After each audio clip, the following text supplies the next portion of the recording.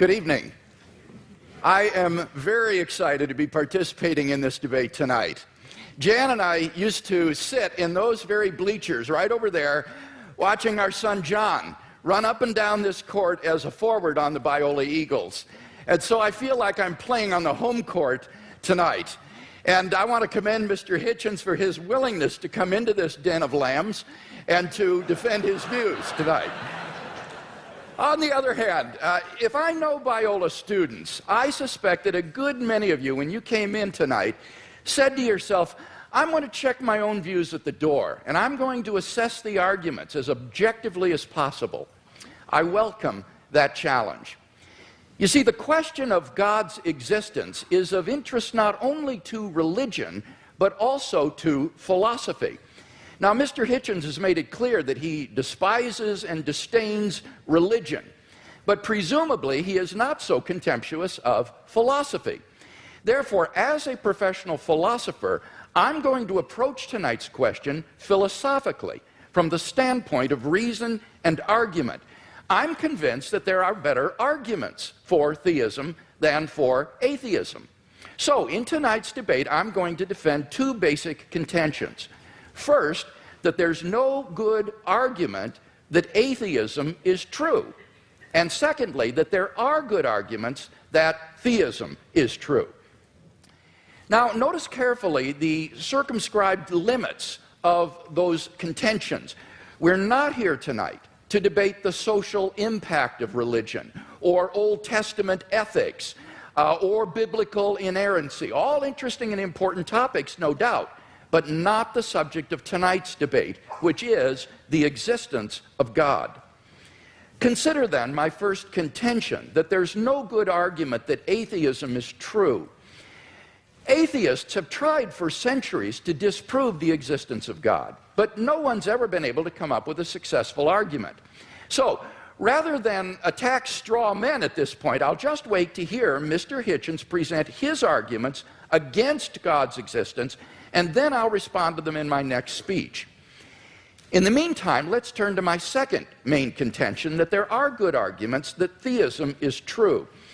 On your program insert, I outlined some of those arguments. Number one, the cosmological argument. The question of why anything at all exists is the most profound question of philosophy. The philosopher Derek Parfit says, no question is more sublime than why there is a universe, why there is anything, rather than nothing. Typically, atheists have answered this question by saying that the universe is just eternal and uncaused. But there are good reasons, both philosophically and scientifically, to think that the universe began to exist. Philosophically, the idea of an infinite past seems absurd. Just think about it. If the universe never began to exist, that means that the number of past events in the history of the universe is infinite. But mathematicians recognize that the existence of an actually infinite number of things leads to self-contradictions. For example, what is infinity minus infinity? Well, mathematically, you get self-contradictory answers. This shows that infinity is just an idea in your mind, not something that exists in reality. David Hilbert, perhaps the greatest mathematician of the 20th century, wrote, "The infinite is nowhere to be found in reality. It neither exists in nature nor provides a legitimate basis for rational thought. The role that remains for the infinite to play is solely that of an idea." But that entails that since past events are not just ideas, but are real, the number of past events must be finite. Therefore, the series of past events can't go back forever. Rather, the universe must have begun to exist. This conclusion has been confirmed by remarkable discoveries in astronomy and astrophysics. In one of the most startling developments of modern science, we now have pretty strong evidence that the universe is not eternal in the past, but had an absolute beginning about 13 billion years ago in a cataclysmic event known as the Big Bang. What makes the Big Bang so startling is that it represents the origin of the universe from literally nothing, For all matter and energy, even physical space and time themselves, came into being at the Big Bang.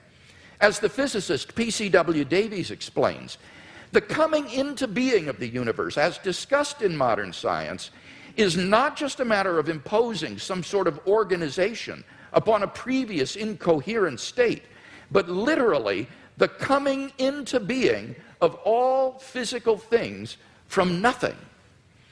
Now, this puts the atheist in a very awkward position.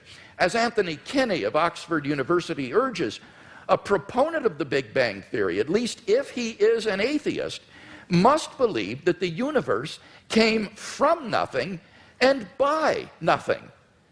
But surely that doesn't make sense. Out of nothing, nothing comes. So why does the universe exist instead of just nothing? Where did it come from?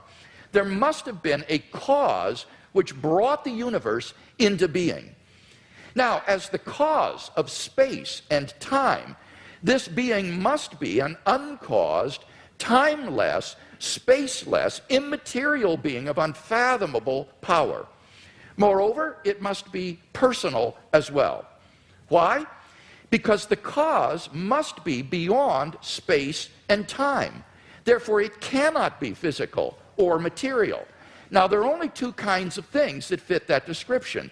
Either an abstract object, like numbers, or else a personal mind.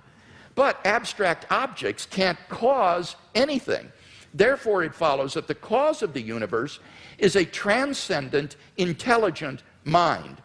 Thus, the cosmological argument gives us a personal creator of the universe. 2, the teleological argument. In recent decades, scientists have been stunned by the discovery that the initial conditions of the Big Bang were fine-tuned for the existence of intelligent life with a precision and delicacy that literally defy human comprehension. This fine-tuning is of two sorts. First, when the laws of nature are expressed as mathematical equations, you find appearing in them certain constants, like the gravitational constant. These constants are not determined by the laws of nature. The laws of nature are consistent with a wide range of values for these constants. Second, in addition to these constants, there are certain arbitrary quantities put in as initial conditions on which the laws of nature operate. For example, the amount of entropy or the balance between matter and antimatter in the universe. Now, all of these constants and quantities fall into an extraordinarily narrow range of life-permitting values. Were these constants or quantities to be altered by less than a hair's breadth, the balance would be destroyed and life would not exist. To give just one example, the atomic weak force, if it were altered by as little as 1 part out of 10 to the 100th power, would not have permitted a life-permitting universe. Now, there are 3 possible explanations of this remarkable fine-tuning: physical necessity, chance, or design. Now, it can't be due to physical necessity because the constants and quantities are independent of the laws of nature.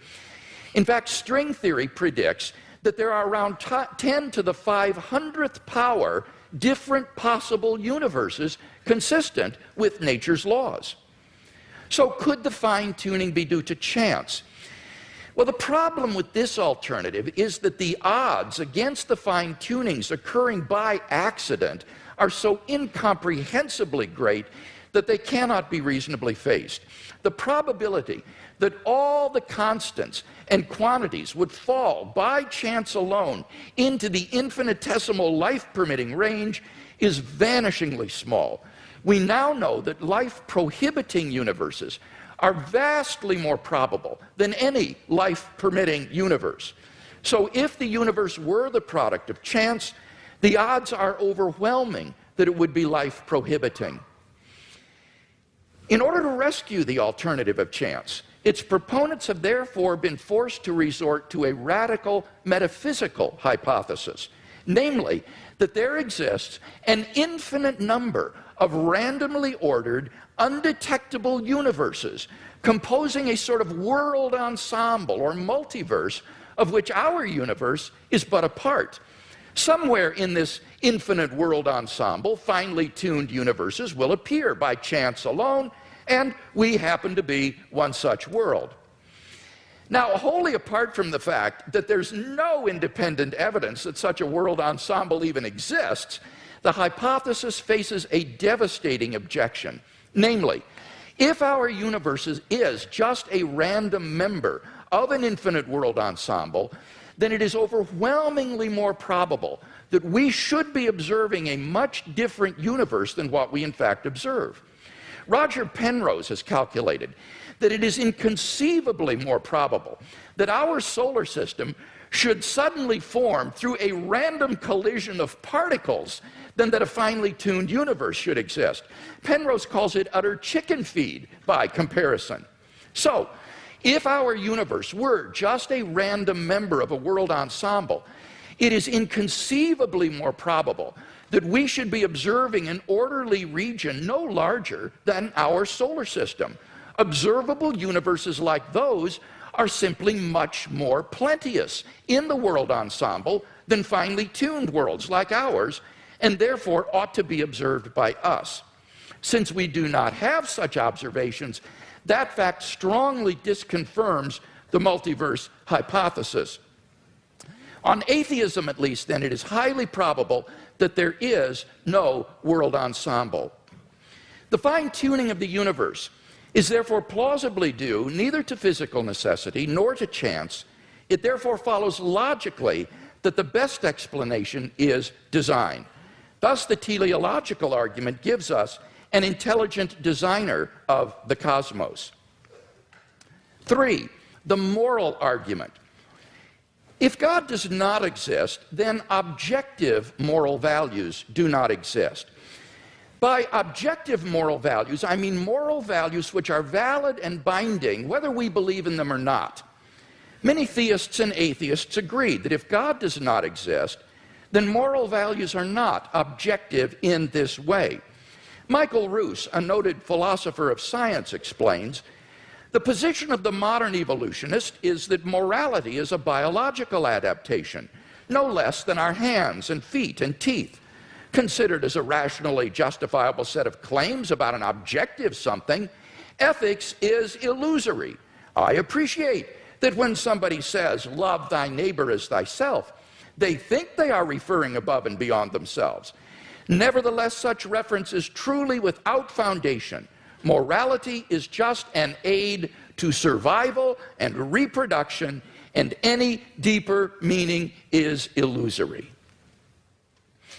Like Professor Roos, I just don't see any reason to think that in the absence of God, the morality which has emerged among these imperfectly evolved primates we call Homo sapiens is objective. And here Mr. Hitchens seems to agree with me. He says moral values are just innate predispositions ingrained into us by evolution. Such predispositions, he says, are inevitable for any animal endowed with social instincts. On the atheistic view, then, an action like rape is not socially advantageous, and so in the course of human development has become taboo. But that does absolutely nothing to prove that rape is really morally wrong. On the atheistic view, there's nothing really wrong with raping someone. But the problem is that objective values do exist, and deep down we all know it. In moral experience, we apprehend a realm of objective moral goods and evils. Actions like rape, cruelty, and child abuse aren't just socially unacceptable behavior, they're moral abominations. Some things, at least, are really wrong. Similarly, love, equality, and self-sacrifice are really good. But then it follows logically and necessarily that God exists. Number 4, the resurrection of Jesus. The historical person, Jesus of Nazareth, was a remarkable individual. Historians have reached something of a consensus that the historical Jesus came on the scene with an unprecedented sense of divine authority, the authority to stand and speak in God's place. He claimed that in himself the kingdom of God had come, and as visible demonstrations of this fact, he carried out a ministry of miracle working and exorcisms. But the supreme confirmation of his claim was his resurrection from the dead. If Jesus did rise from the dead, then it would seem that we have a divine miracle on our hands, and thus evidence for the existence of God. Now, most people probably think that the resurrection of Jesus is something you just believe in by faith or not. But there are actually three established facts recognized by the majority of New Testament historians today, which I believe are best explained by the resurrection of Jesus. Fact number one, on the Sunday after his crucifixion, Jesus' tomb was discovered empty by a group of his women followers. According to Jakob Kramer, an Austrian specialist, by far most scholars hold firmly to the reliability of the biblical statements about the empty tomb. Fact number two, on separate occasions, different individuals and groups experienced appearances of Jesus alive after his death. According to the prominent New Testament critic Gerd Ludemann, it may be taken as historically certain that the disciples had experiences after Jesus' death in which Jesus appeared to them as the risen Christ. These appearances were witnessed not only by believers, but also by unbelievers, skeptics, and even enemies. Fact number three, the original disciples suddenly came to believe in the resurrection of Jesus despite having every predisposition to the contrary. Jews had no belief in a dying, much less rising Messiah, and Jewish beliefs about the afterlife prohibited anyone's rising from the dead before the resurrection at the end of the world. Nevertheless, the original disciples came to believe so strongly that God had raised Jesus from the dead that they were willing to die for the truth of that belief. N.T. Wright, an eminent New Testament scholar, concludes, that is why, as a historian, I cannot explain the rise of early Christianity unless Jesus rose again, leaving an empty tomb behind him. Attempts to explain away these three great facts, like the disciples stole the body or Jesus wasn't really dead, have been universally rejected by contemporary scholarship. The simple fact is that there just is no plausible naturalistic explanation of these facts. And therefore, it seems to me the Christian is amply justified in believing that Jesus rose from the dead and was who he claimed to be. But that entails that God exists. Finally, number five, the immediate experience of God. This isn't really an argument for God's existence. Rather, it's the claim that you can know that God exists wholly apart from arguments, simply by immediately experiencing him. Philosophers call beliefs like this properly basic beliefs. They aren't based on other beliefs. Rather, they're part of the foundation of a person's system of beliefs. Other properly basic beliefs include the belief in the reality of the external world, the belief in the existence of the past and the presence of other minds like your own. When you think about it, none of these beliefs can be proved. But although these sorts of beliefs are basic for us, that doesn't mean they're arbitrary. Rather, they're grounded in the sense that they're formed in the context of certain experiences. In the experiential context of seeing and hearing and feeling things, I naturally form the belief in a world of physical objects. And thus my beliefs are not arbitrary, but appropriately grounded in experience. They're not merely basic, but properly basic.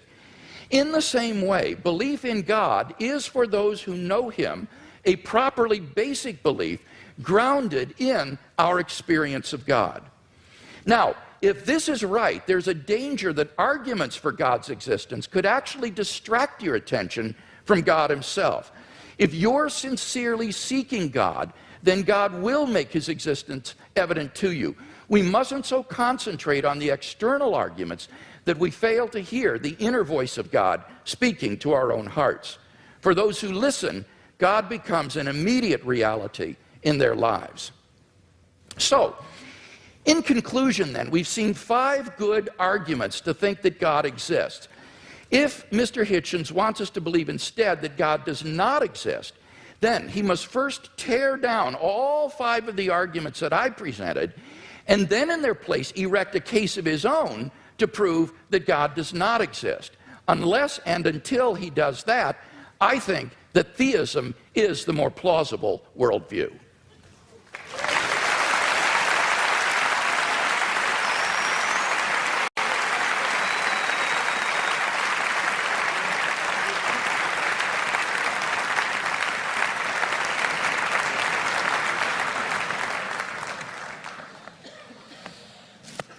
Well, am I audible?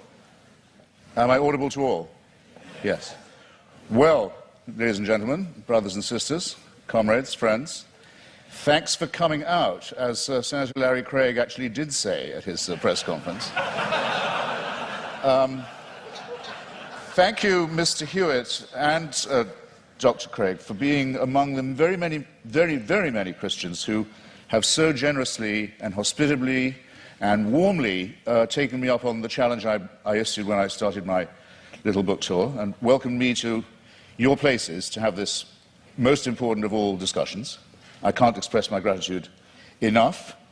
And thanks to the very nice young ladies who I ran into at the Elephant Bar this afternoon, where I hadn't expected a posse of Biola students to be on staff, but where I thought, God, they're everywhere now.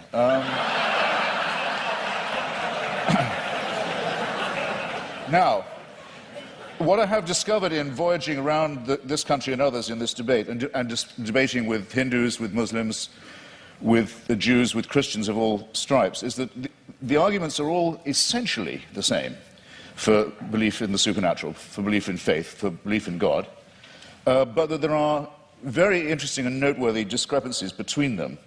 And one that I want to call attention to at the beginning of this evening is between those like my friend Doug Wilson, with whom I've now done a book of argument about Christian apologetics, who would call himself a presuppositionalist, in other words, for whom really it's only necessary to discover the workings of God's will in the cosmos, and to assume that the truth of Christianity is already proven, and what are called, and they include Dr. Craig with great honor and respect in this, the evidentialists.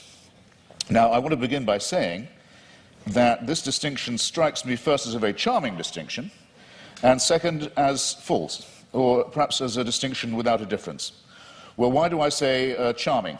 Because I think it's rather sweet that people of faith also think they ought to have some evidence. And I think it's progress of a kind. After all, if we had been having this debate in the mid-19th century, Professor Craig or his equivalent would have known little or probably nothing about the laws of physics and biology. Maybe even less than I know now, which is to say quite a lot in its way. And they would have grounded themselves, or he would have grounded himself, on faith, on Scripture, on revelation, on the prospect of salvation, on the means of grace, and the hope of glory, and perhaps on Paley's natural theology. Paley, who had the same rooms, or had had the same rooms later occupied by Charles Darwin, in Cambridge, with its watchmaker theory of design that I know I don't have to expound to you, but which briefly suggests that if an Aborigine is walking along a beach and finds a gold watch ticking, he knows not what it's for, or where it came from, or who made it, but he knows it's not a rock, he knows it's not a vegetable, he knows it must have had a designer. The Paley analogy held for most Christians for many years, because they were willing to make the assumption that we were mechanisms, and that therefore there must be a watchmaker. But now that it's been, here's where the presuppositionalist versus evidentialist dichotomy begins to kick in. Now it's been rather painstakingly and elaborately demonstrated, to the satisfaction of most people, I don't want to just use arguments from authority, but it's not very much contested anymore, that we are not designed as creatures, but that we evolved by a rather laborious combination of random mutation and natural selection into the species that we are today. It is, of course, open to the faithful to say that all this was, now that they come to know it, now that it becomes available to everybody, now that they think about it, and now that they've stopped opposing it or trying to ban it, then they can say, actually, on second thought, the evolution was all part of the design. Well, as you will recognize, ladies and gentlemen, there are some arguments I can't be expected to refute or rebut because there's no way around that argument. I mean, if everything, including evolution, which isn't a design, is nonetheless part of a divine design, then all the advantage goes to the person who's willing to believe that. That cannot be disproved. But it does seem to me a very poor and very weak argument, because the test of a good argument is that it is falsifiable, not that it's unfalsifiable. So this I would therefore, this tactic or this style of argument, which we've had some evidence of this evening, I would rebaptize, or might I dare say I would rechristen it, as retrospective evidentialism. In other words, everything can, in due time, if you have enough faith, be made to fit.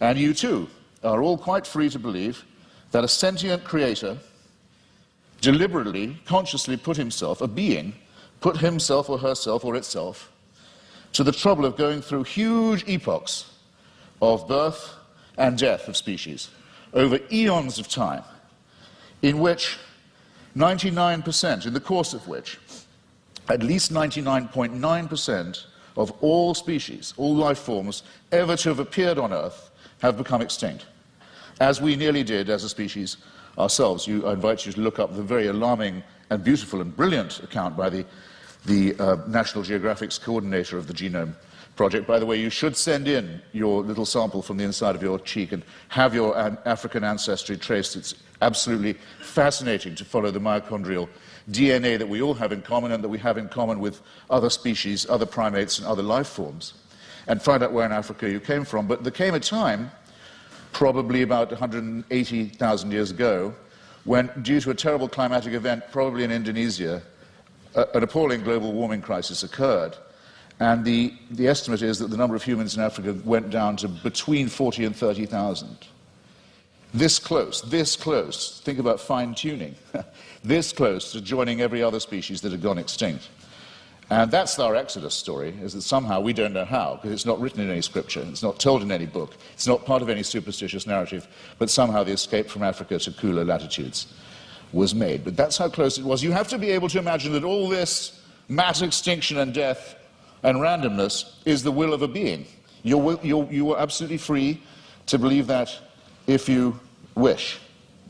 And all of this should happen so that one very imperfect race of evolved primates should have the opportunity to become Christians or to turn up at this gym tonight. That all of that was done with us in view. It's a curious kind of solipsism. It's a curious kind of self-centeredness. I was always brought up to believe that Christians were modest and humble and comported themselves with due humility. And there's a certain arrogance to this assumption that all of this extraordinary development was all about us.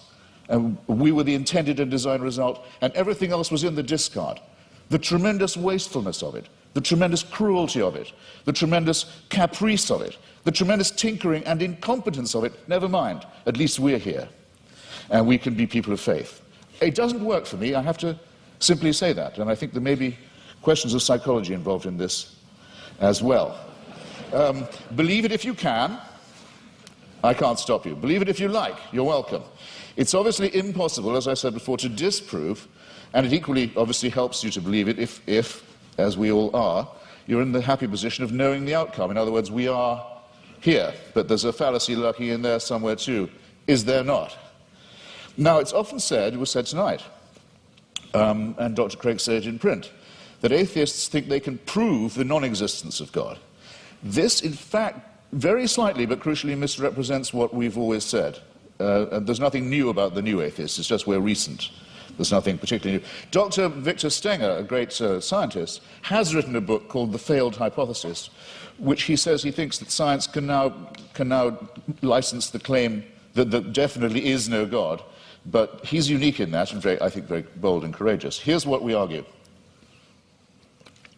We argue quite simply that there's no plausible or convincing reason, certainly no evidential one, to believe that there is such an entity, and that all observable phenomena, including the cosmological one to which I'm coming, are explicable without the hypothesis. You don't need the assumption. And this objection itself, our school falls into at least two, perhaps three sections. There's no such thing, no such word, though there should be, as adeism or as being an adeist, but if there was one, I would say that's what I was. I don't believe that we are here as the result of a design, or that by making the appropriate propitiations and adopting the appropriate postures and following the appropriate rituals, we can overcome death. I don't believe that, and for a priori reasons, don't. If there was such a force, which I cannot prove by definition that there was not, if there was an entity that was responsible for the beginning of the cosmos, and that also happened to be busily engineering the very laborious production of life on our little planet, it still wouldn't prove that this entity cared about us, answered prayers, cared what church we went to, or whether we went to one at all, cared who we had sex with, or in what position, or by what means, cared what we ate, or on what day, cared whether we lived or died. There's no reason at all why this entity isn't completely indifferent to us.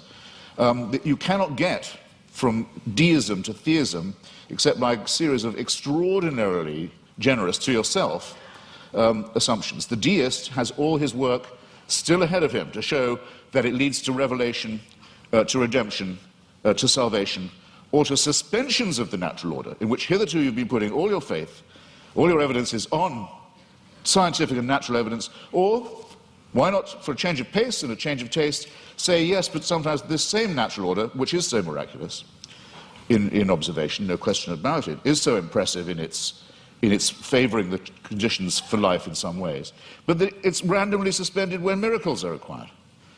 So with caprice and contempt, these laws turn out not to be so important after all, as long as the truth of religion can be proved by their being rendered inoperative. This is having it both ways in the most promiscuous and exorbitant manner in my submission. Bear in mind also that these are not precisely the differences between Dr. Craig and myself, I mean, morally or intellectually equivalent claims. After all, Dr. Craig, to win this argument, has to believe and prove to a certainty. He's not just saying there might be a God, because he has to say there must be one, otherwise we couldn't be here and there couldn't be morality. It's not a contingency for him. I have to say that I appear as a skeptic who believes that doubt is the great engine, the great fuel of all inquiry, all discovery, and all innovation, and that I doubt these things. The disadvantage, it seems to me, in the argument goes to the person who says, no, I know it, it must be true, it is true. We are too early in the study of physics and biology, it seems to me, to be dealing in certainties of that kind, especially when the stakes are so high. It seems to me, to put it in a condensed form, extraordinary claims, such as the existence of a divine power with a son who cares enough to come and redeem us, extraordinary claims require truly extraordinary evidence. I don't think any of the evidence we heard from Dr. Craig, brilliantly marshalled as it was extraordinary enough to justify the extreme claims that are being made and backed by it. Hypocrisy, said La Rochefoucauld, is the compliment that vice pays to virtue. Retrospective evidentialism strikes me in something of the same sort of light. It's a concession made to the need for fact. Maybe we better have some evidence to go along with our faith, but look at what Dr. Craig says in his book. He says, I'll quote directly, he says, should a conflict arise between the witness of the Holy Spirit to the fundamental truth of the Christian faith and beliefs based on argument and evidence, then it is the former which must take precedence over the latter. He adds not vice versa, but a good editor, I think, would have told you, you don't have to put the vice versa in. It's clear enough as it is. I'll say it again. Should a conflict arise between the witness of the Holy Spirit to the fundamental truth of the Christian faith and beliefs based on argument and evidence, then it's the former which must take precedence over the latter. That's not evidentialism. That's just faith. It's a priori belief. It's rephrased in another edition. It says, therefore, the role of rational argumentation in knowing Christianity to be true is the role of a servant. A person knows Christianity is true because the Holy Spirit tells him it is true.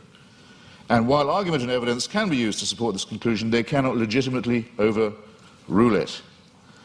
Now, then he goes on to say, the Bible says all men are without excuse. Even those who are given no reason to believe, and many persuasive reasons to disbelieve, have no excuse, because the ultimate reason they do not believe is that they have deliberately rejected God's Holy Spirit. That would have to be me. But you see where this lands you, ladies and gentlemen, with the Christian apologetic.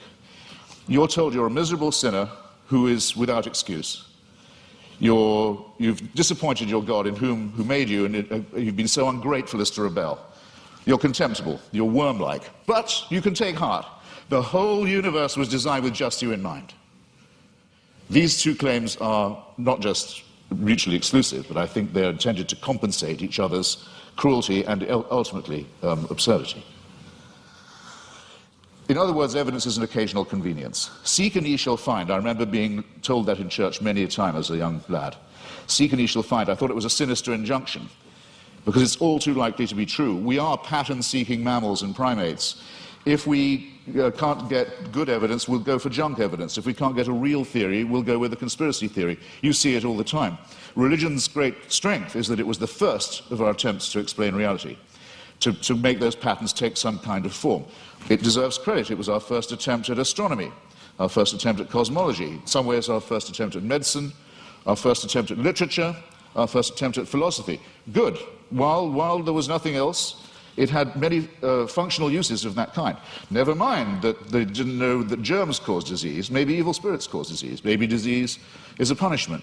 Never mind that they believed in astrology rather than astronomy. Even Thomas Aquinas believed in astrology. Never mind that they believed in devils. Never mind that things like volcanic eruptions, earthquakes, tidal waves were thought of as punishments, not as natural occurrences on the cooling crust of a planet. The pattern seeking has gone too far, and it's gone, I think, much too far with what was until recently thought of as Christianity's greatest failure, greatest of all failures, cosmology, the one thing Christianity knew nothing about and taught the most abject nonsense about. For most of its lifetime, Christianity taught that the earth itself was the center of the universe, and we had been given exclusive dominion as a species over it. It could not have been more wrong. How are we going to square the new cosmology, the fantastic new discoveries in physics, with the old dogmas? Well, one is the idea of this fine-tuning, about which I've only left myself 3.5 minutes. I'll have to refer some of this to later in the discussion. This is essentially another form of pattern seeking on the basis of extremely limited evidence. Most physicists are very uncertain, as they have every right to be. In fact, I would say, for physicists, that as they have the duty to be at the moment, extremely uncertain about the spatio-temporal dimensions of the original episode, the Big Bang, as it's sometimes called. We're in the very, very early stages of this inquiry. We hardly know what we don't know about the origins of the universe. We're viewing it from an unimaginable distance, not just an unimaginable distance in space. We're perched on a tiny rock in an extremely small suburb of a fairly minor galaxy, trying to discern our origins, but also at an unbelievable distance in time. And we claim the right to say, we can see the finger of God in this process. It's an extraordinarily arrogant assumption. It either deserves a Nobel Prize in physics, which it hasn't yet got, I notice. I don't know any physicist who believes these assumptions are necessary, or it deserves a charge of hubris.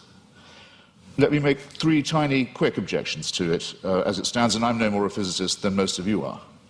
I'll make these lay objections. 1, was there pre-existing material for this extra spatio-temporal being to work with? Or did he just will it into existence, the ex nihilo? Who designed the designer? Don't you run the risk with the presumption of a God and a designer and an originator of asking, well, where does that come from, where does that come from, and locking yourself into an infinite regress? Why are there so many shooting stars, collapsed suns, failed galaxies? We can see with the aid of a telescope, sometimes we can see with the naked eye. The utter failure, the total destruction of gigantic, unimaginable sweeps of outer space. Is this fine-tuning, or is it extremely random, capricious, cruel, mysterious, and incompetent? And have you thought of the nothingness that's coming? We know we have something now, and we speculate about what it might have come from, and there's a real question about ex nihilo, but nihilo is coming to us. In the night sky, you can already see the Andromeda Galaxy. It's heading straight for ours on a collision course. Is that part of a design? Was it fine-tuned to do that? We know that from the red light shift of the Hubble telescope, or rather Edwin Hubble's original discovery, the universe is expanding away from itself at a tremendous rate. It was thought that rate would go down for Newtonian reasons. No, it's recently been proved by Professor Lawrence Krauss, the rate of expansion is increasing. Everything is exploding away even faster. Nothingness is certainly coming. Who designed that? And that's all if before these things happen, we don't have the destruction of our own little solar system, in which already there's only one planet where anything like life can possibly be supported. All the other planets are too hot or too cold to support any life at all, and the sun is due to swell up, burn us to a crisp, boil our oceans and die, as we've seen all the other suns do in the night sky. This is not fine-tuning, ladies and gentlemen, and if it's the work of a designer, then there's an indictment to which that designer may have to be subjected. I'm out of time. I'm very grateful for your kindness and hospitality. Thank you.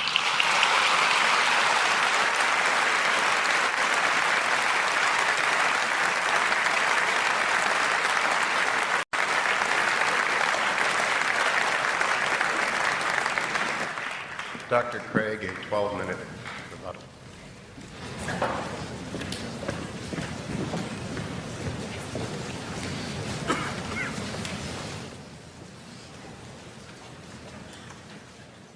You'll remember that in my opening speech, I said I would defend two basic contentions in tonight's debate. First, that there's no good argument that atheism is true. Now, far from being a point of contention tonight, as far as I understood Mr. Hitchens' last speech, he would agree with that first statement, that there is no good argument that atheism is true. He says, I simply don't have any positive reason to believe in God, but he doesn't really give an argument against God's existence. Indeed, he seems to suggest that's impossible. But notice that doesn't prove atheism, that just leaves you with agnosticism, namely, you don't know if there's a God or not. So at best, you're left merely with agnosticism. We don't see any good reason to think that atheism is true. Now, he did make some remarks about the theory of evolution, which at least insinuated that this was somehow incompatible with theism. And I have 2 points to make about this. First, I think that the theory of biological evolution is simply irrelevant to the truth of Christian theism. Genesis 1 admits all manner of different interpretations, and one is by no means committed to six-day creationism. Howard Van Til, who is a professor at Calvin College, writes, "Is the concept of special creation required of all persons who trust in the Creator God of Scripture? Most Christians in my acquaintance who are engaged with either scientific or biblical scholarship have concluded that the special creationist picture of the world's formation is not a necessary component of Christian belief. Nor is this a retreat caused by modern science. St. Augustine in the AD 300s, in his commentary on Genesis, pointed out that the days don't need to be taken literally, nor need the creation be a few thousand years ago. Indeed, he suggested that God made the world with certain special potencies that would gradually unfold over time and develop. And this interpretation came 1,500 years before Darwin, so that it is not a forced retreat in the face of modern science. So any doubts that I would have about the theory of biological evolution would be not biblical, but rather scientific. Namely, what it imagines is fantastically improbable.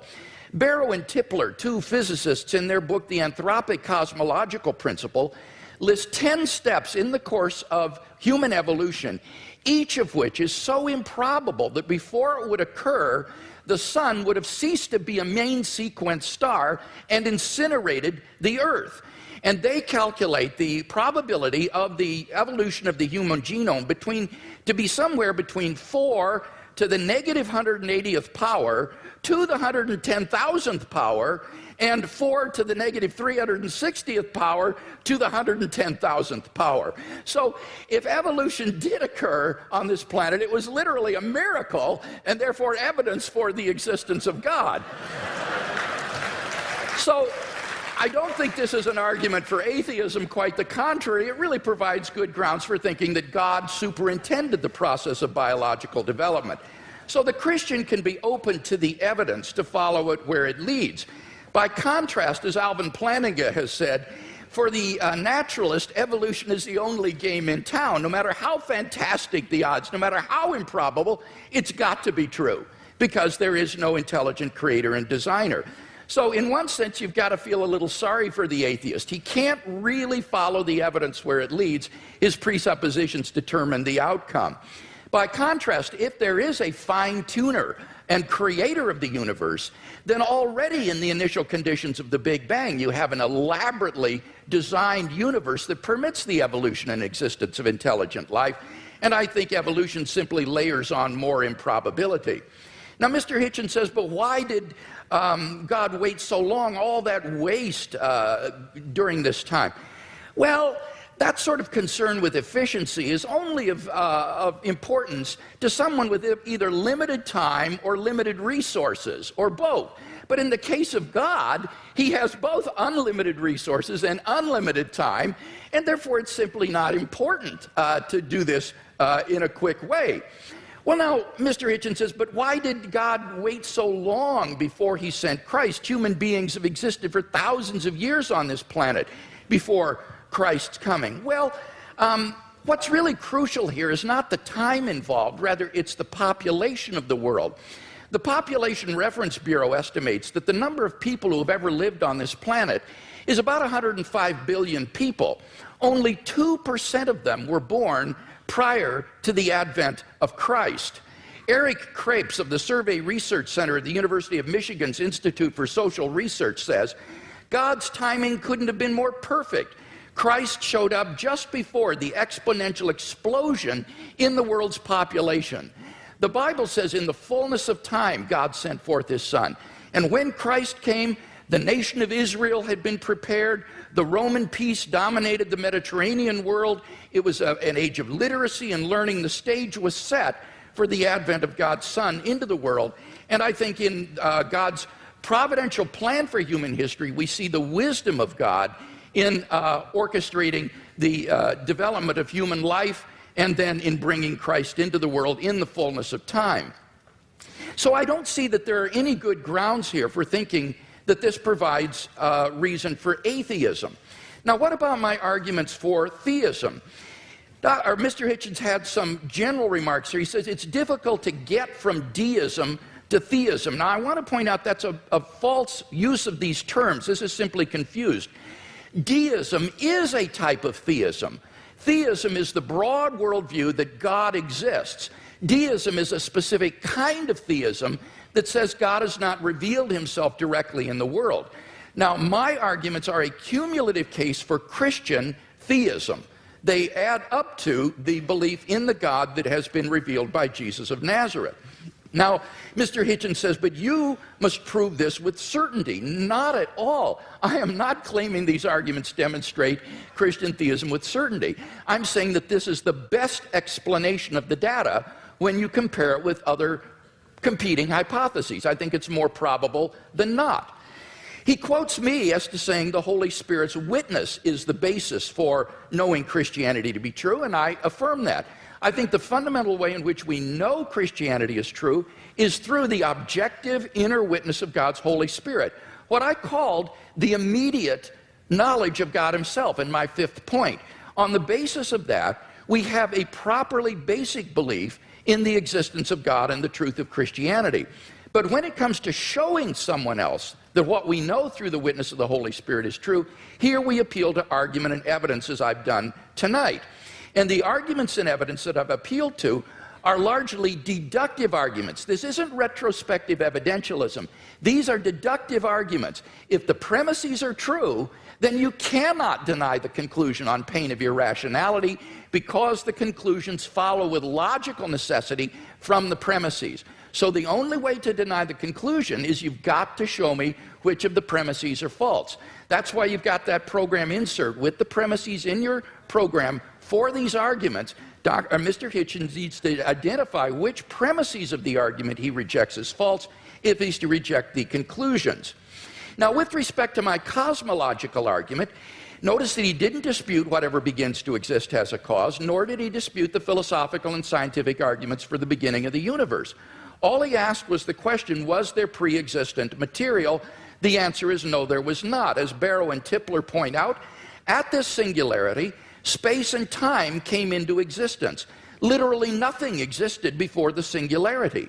So if the universe originated at such a singularity, we would truly have a creation ex nihilo, that is, out of nothing. And this isn't talking religion, folks. This is talking contemporary cosmology. So the first argument, it seems to me, is unrefuted. What about the fine-tuning argument? Here he said, well, scientists are terribly uncertain about the fine-tuning argument. Well, I think that's simply not the case. Sir Martin Rees, the Astronomer Royal of Great Britain, has said, the laws governing our universe appear to be finely tuned for our existence. Everywhere you look, there are yet more examples. Wherever physicists look, they see examples of fine-tuning. Ernan McMullen, philosopher of science, says it seems safe to say that later theory, no matter how different it may be, will turn up approximately the same numbers. And the numerous constraints that have to be imposed on these numbers seem both too specific and too numerous to evaporate entirely. So that it's very unlikely that this fine-tuning is going to vanish or be explained away. Now, Mr. Hitchens responds, but we're headed toward nothingness. We're ultimately going to be doomed, and therefore the universe is not designed. Well, now, this is not a very powerful objection. The temporal duration of something is irrelevant to whether it's been designed. The products of human intelligence and engineering, like computers and automobiles, will eventually decay and cease to exist, but that doesn't mean they weren't designed. I think the real objection he's getting at here is, why would God create mankind only to have it go extinct? But of course, you see, on the Christian view, that's false. That is an atheistic assumption. On the Christian view, life does not end at the grave, and God has given assurance of this by raising Jesus from the dead. So the objection simply has no purchase against Christian theism. So it seems to me that the fine-tuning argument is also unrefuted. What about the moral argument? We saw that without God there are no objective moral values. Mr. Hitchens agrees with this, and yet he himself affirms over and over again moral statements, like the moral reprobation of religious intolerance and violence in the name of religion. So he does affirm objective values, but without any basis for it. What I can offer him as a theist is a transcendent basis for the objective moral values and duties that we both want to affirm. Fourthly, the resurrection of Jesus. Again, there was no response to this. Let me simply quote N.T. Wright in his recent study of the resurrection.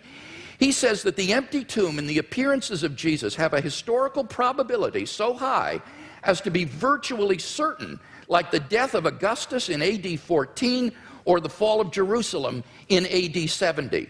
So we are on very solid ground in affirming these three facts that I mentioned in my opening speech, and I can't think of any better explanation than the ones that the eyewitness gave, namely that God raised Jesus from the dead. Finally, the immediate experience of God. Unless Mr. Hitchens can show that I'm psychologically deranged or delusional, it seems to me I'm perfectly rational on the basis of my immediate experience of God to believe that God exists, and that therefore this for me is a properly basic belief. So I think all of these arguments stand intact despite his refutation. We've seen no argument for atheism, so clearly the weight of the evidence falls on the side of the scale for Christian theism tonight.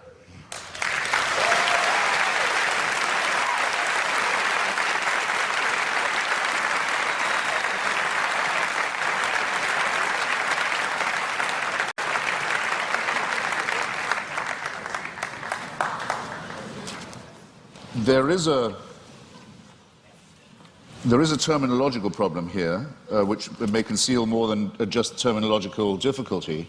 The proposition that atheism is true, or that is a misstatement of what I have to prove and what we believe. There's an argument among some of us as to whether we need the word at all. In other words, I don't have a special name for my unbelief in tooth fairies, say, or witches, or in Santa Claus. I just don't think that they're there. I don't have to prove a tooth fairyism. I don't have to prove a Santa Clausism. I don't have to prove a witchism. It's just, I have to say, I think that those who do believe these things have never been able to make a plausible or intelligible case for doing so.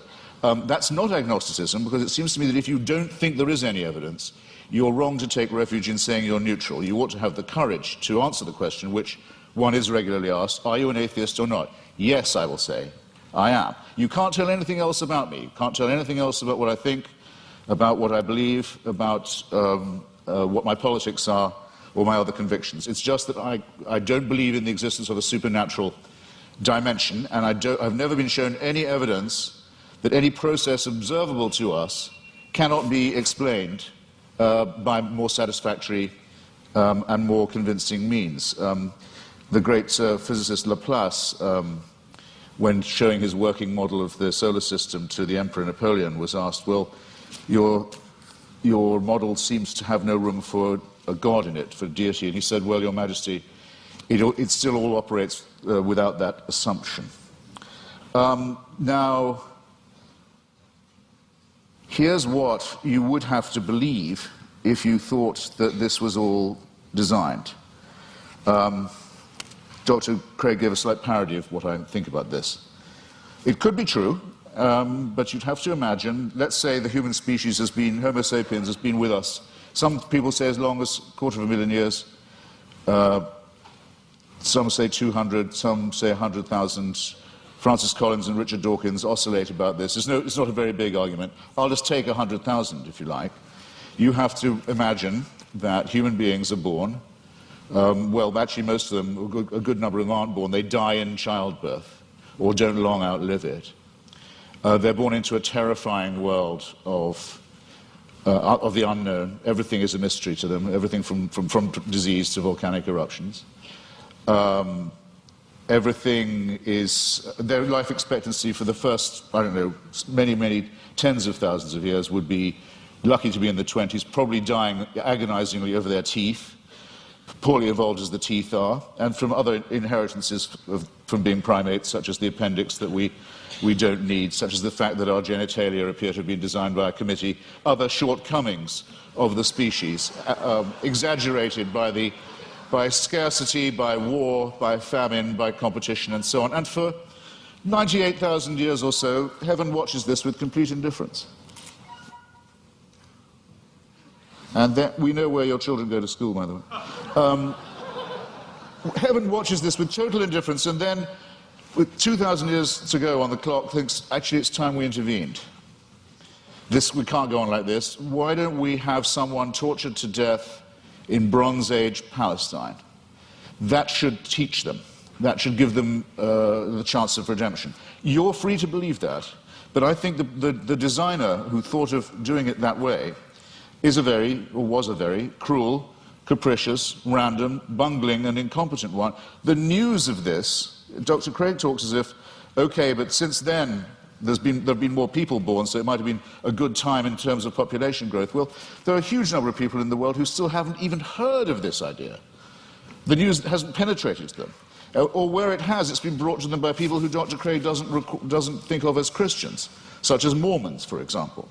And it's taught to them in many discrepant and competitive and indeed incompatible and violently irreconcilable ways.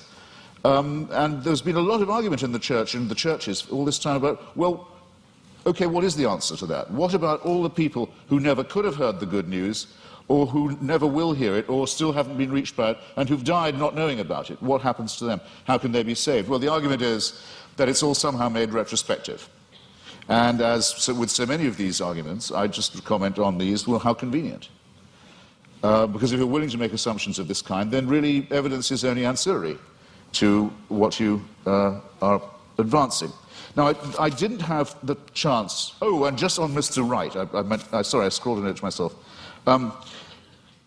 In your first round, Doctor, you said that N.T. Wright, who's an impressive person, says that no explanation of the success of Christianity is possible that doesn't rest on the terms of its being true. In other words, Wright says it was so successful, it must have been, and the people were so strongly motivated to believe it that it must have been true. I regard that as a very, very unsafe assumption. Or if it is a safe one, then it must surely apply to Islam. and to Mormonism. I mean, these are two very, very, very fast-growing religions, have people prepared to sacrifice enormously for it, have ancestors who were absolutely determined of the truth of it at the time, and who made extraordinary conquests in its name. If you're going to grant this for one religion, it seems to me you have to be willing, not just willing, you may indeed be compelled to make this concession for all of them. And that, I think, would be not just an unsafe assumption, but for most of you here, a distinctly unwelcome one. Now, I didn't get the chance, because I out-talked myself, and I'm sorry for it, to get to the moral dimension. And I'm interested that the word objective morality is the one that Dr. Craig chooses. Usually arguments about morality are whether morality is, so to say, absolute, or whether it's relative. As to objectivity, I think it's a very good compromise word, by the way, and I'm very happy to accept it. But the problem with morality is this, in respect of religion. You can't prove that anyone behaves any better if they refer this problem upward to a supreme dictator of a celestial kind. There are two questions that I've asked in public, and I'll try them again, because I try them on every audience. They're very simple ones. First, you have to name for me, or challenges, let's say, rather than questions. You have to name for me an ethical action or an ethical statement, or moral action, moral statement made or undertaken by a believer that I couldn't undertake or say, I couldn't state or do. I haven't yet had an example pointed out of that to me. In other words, that a person of faith would have an advantage by being able to call upon divine sanction. Whereas if I ask you to think of a wicked act undertaken by someone in the name of God or because of their faith, you wouldn't have, or a wicked statement made, you wouldn't have that much difficulty, I think, in coming up with an example right away. The genital mutilation community, for example, is almost exclusively religious.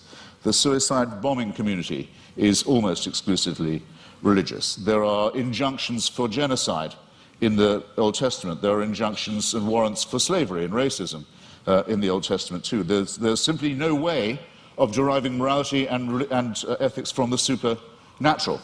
When we come to the question of the absolute, well, the most often cited one is the Golden Rule, the one that almost everyone feels they have in common. The injunction not to do to others as you wouldn't want them to do to you. This doesn't, in fact, come from the Sermon on the Mount or from Christianity, or it doesn't originate with it.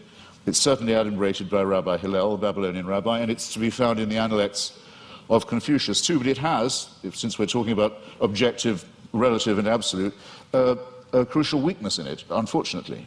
We'd like to be able to follow it, but it's only really as good as the person who's uttering it. In other words, if I say, I won't treat you as I don't want you to treat me, what am I to do when confronted with Charles Manson?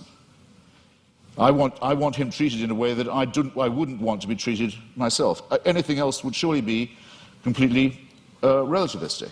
So the argument isn't at all advanced by saying that I couldn't know any of this. I couldn't have any moral promptings. I couldn't decide for myself if I see a pregnant woman being kicked in the stomach, that because she's pregnant, that's obviously worse than if it was just a woman who wasn't pregnant being kicked in the stomach. This is part of my patrimony as a human being. It's part of the essential emotional solidarity that I need to have with my fellow creatures to make us realize that we are brothers and sisters, one with another. We are dependent upon each other. We have duties. We have expectations of one another. And that if we didn't have these and try and fulfill them, we couldn't have got as far as we have. We couldn't have evolved as a species. We couldn't have ever had a society. There's never been a society found where rape and murder and perjury are not condemned. And these moral discoveries long, or absolutes if you want to call them that, long predate the arrival of anything recognizable as monotheism. It's a bit like the argument of free will. People say, well, how do you have free will? Do you think you do have it? Well, it's a very, very difficult subject indeed. Some religions say you don't, in effect, have it. That all is determined by heaven. You're really only a plaything in a larger game. I take that to be some of the point of Calvinism. There are some schools of Islam also that say it is only as Allah wills. There's no will of yours really involved, as long as you're willing to make the prostration and the obedience. So the connection between religion and free will isn't as simple, as easy as some people like to think it is. But I would say, yes, I think we have free will. When asked why I think so, I would have to take refuge in philosophical irony and say, because I don't think we have any choice but to have free will.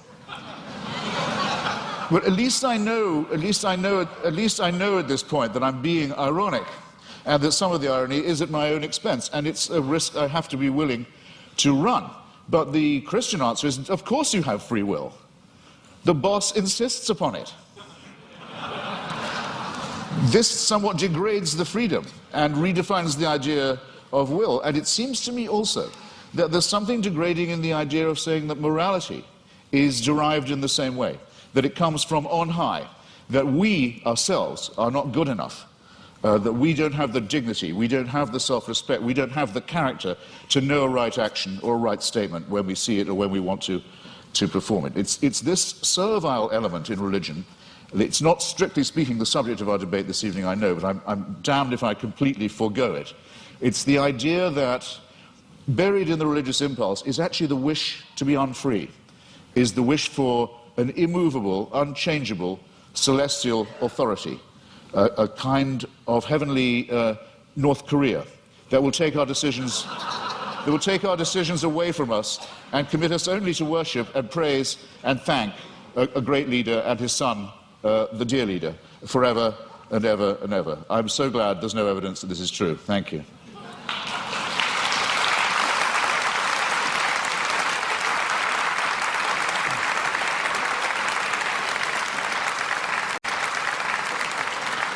We now enter the period of cross-examination, which trial-like allows the questioner to pose and the answer only to answer and not to repeat the question or to dodge.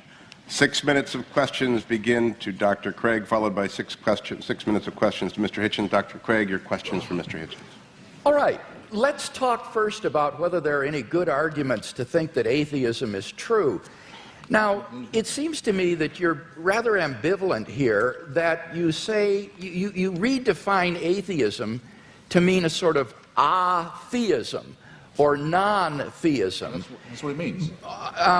But how do you distinguish then the different varieties of non-theism? For example, what is normally called atheism, agnosticism, or the view of verificationists that the statement God exists is simply meaningless? Well, I mean, there are different schools of atheism, as you say, but there's no claim I know how to make that says atheism is true, because atheism is the statement that a certain proposition isn't true. So I wish you'd get this bit right, because it's there you go again. Well, I just devoted a little time to this. I said it is not in itself a belief or a system. It simply says you can get by better, probably, we think, without the assumption that no one who wants you to worship a God has ever been able to come up with a good enough reason to make you do it. Now, so the point is, though, that on your definition of atheism or non-theism, it really embodies a diversity of views, such as agnosticism, what is normally called atheism, or this verificationism. Now, which of those do you hold to within this umbrella of atheism? Are you an atheist who asserts the proposition God does not exist, or do you simply withhold belief in God in the way the agnostic does? Right. On some days, I'm a great. No, I'm not going to do you that much of a favor. On some days, I'm a great admirer of Thomas Huxley, who had the great debate with Bishop Wilberforce in Oxford at the Natural History Museum about Darwinism in the mid-19th century, and who was known as Darwin's bulldog. We would now say Darwin's pit bull, and who completely trounced the good bishop. But I can't thank him for inventing the term agnostic. And I can't thank him for some of his social Darwinist positions either, some of which are rather unattractive. Now, I need an answer to this. My time is fleeting. Because I think agnosticism is evasive. To me, yes, if you talk about the power of the Holy Spirit and so forth, to me, that is meaningless. It's to me, I'm sorry, I've tried. It's white noise. It's like saying there is only one God and Allah is his messenger. It's gibberish to me. There are many of us, I'm sorry, there are just many of us of whom this is the case. It may be true, it is true. Okay, Mr. Hitchens, I got to press you here, because time is fleeting. Feel free. What is your view exactly? Press away.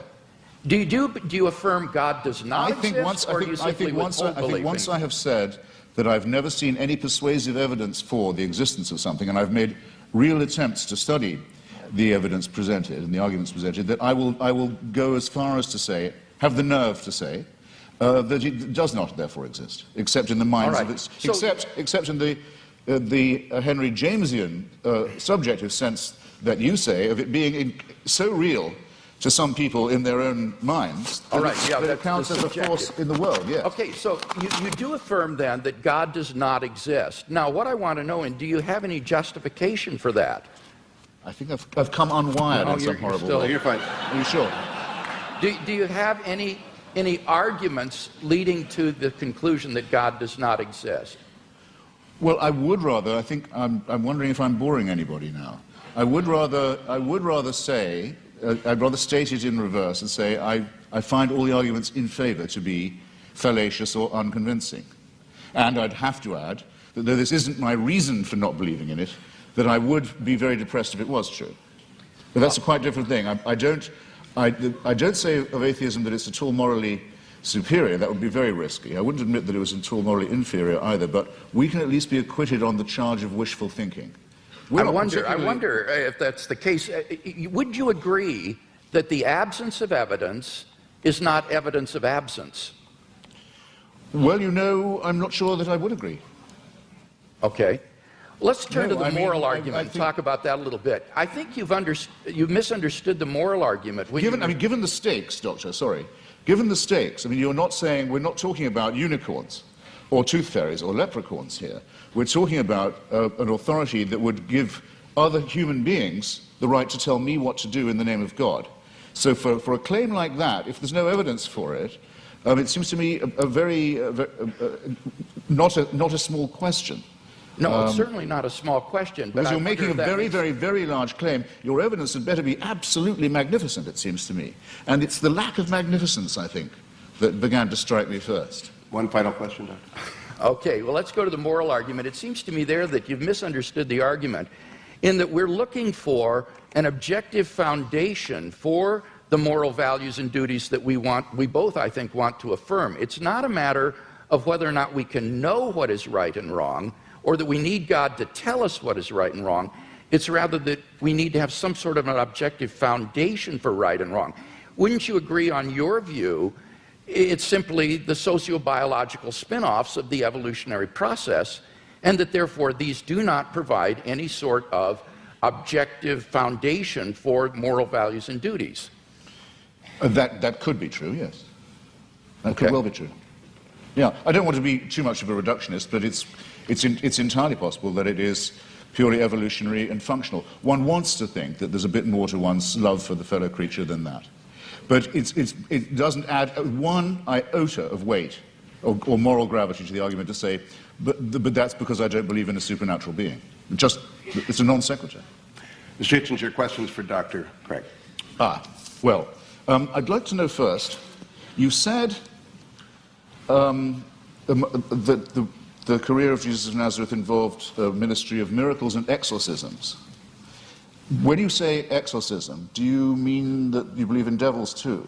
What I meant there was that most historians agree that Jesus of Nazareth practiced miracle working and he practiced exorcisms. I'm not committing myself, nor are historians committing themselves to the reality of demons, but they are saying that Jesus did practice exorcism and he practiced healing. So you believe that Jesus of Nazareth caused devils to leave the body of a madman and go into a flock of pigs that hurled themselves down the Gadarene slopes into the sea? Do I believe that's historical? Yes. Right. That would be sorcery, wouldn't it, though? No, it would be an illustration of Jesus' ability to command even the forces of darkness, and therefore an illustration of the sort of divine authority that he was able to command and exercise. This, as I say, is illustrative of this unprecedented sense of divine authority that Jesus of Nazareth had, that he even could command the forces of darkness and that they would obey. So whether you think he was a genuine exorcist or that he merely believed himself to be an exorcist, What is historically undeniable is that he had this radical sense of divine authority, which he expressed by miracle working and exorcisms. Right. And you believe he was born of a virgin? Yes, I believe that as a Christian. I couldn't claim to prove that historically. That's not part of my case tonight. But as a Christian, I believe that. And I know you believe in the resurrection, but yes, and for that, I think that we have good evidence. As a matter of biblical, what shall we call it, consistency, it's said in one of the Gospels that at the time of the crucifixion, all the graves of Jerusalem were opened, and all the tenants of the graves walked the streets and greeted their old friends. It makes the resurrection sound rather commonplace in the greater Jerusalem area. That's in the Gospel of Matthew, and that's actually attached to a crucifixion narrative. That's what I said. It says at the time of the crucifixion. Yes, that's right. At the time of the crucifixion, it says that there were appearances of Old Testament saints in Jerusalem at the time. This is part of Matthew's description of the crucifixion scene. Do you believe that? I don't know whether Matthew intends this to be apocalyptic imagery or whether he means this to be taken literally. I've not studied it in any depth, and I'm open-minded about it. I'm willing to be convinced one way or the other. You see, the reason I'm pressing you is this because, we know from Scripture that the pharaoh's magicians could produce miracles.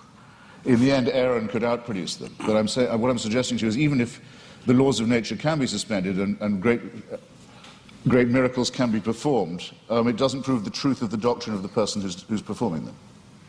Or would you not agree to that? Not necessarily. I think that's right. So somebody could be casting out devils from pigs, and that wouldn't prove he was the Son of God.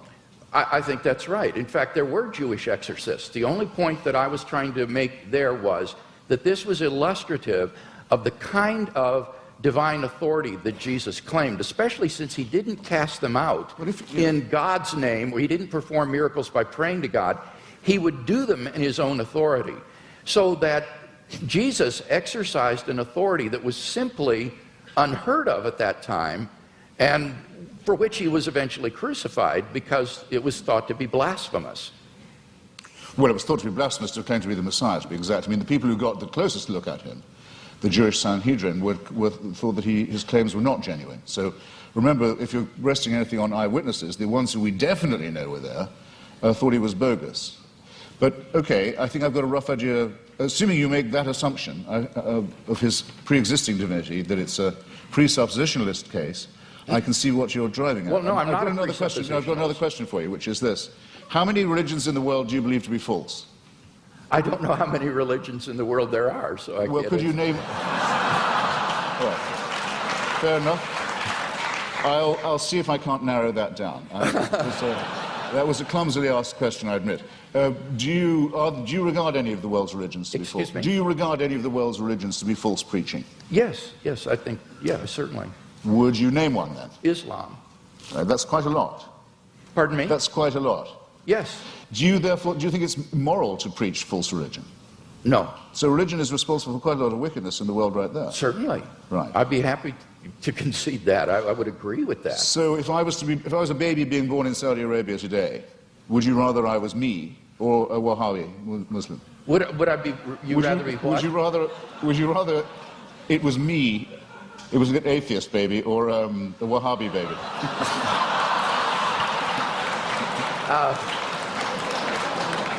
I don't have any preference as to whether you would. You do. As bad as that. Okay. I've only got a few seconds. It's a serious question. I shouldn't squander it. Are there any Christian denominations you regard as false? Certainly. Could I know what they are?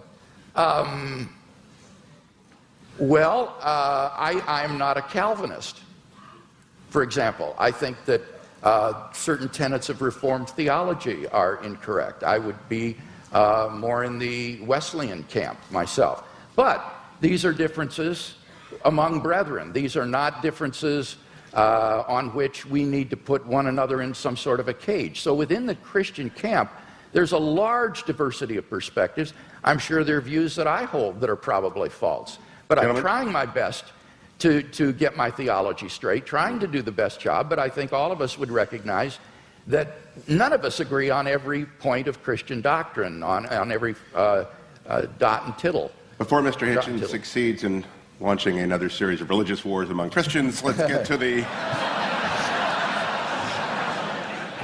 the responses. 7 minutes are each. Dr. Craig, it is your 7 minutes. Okay.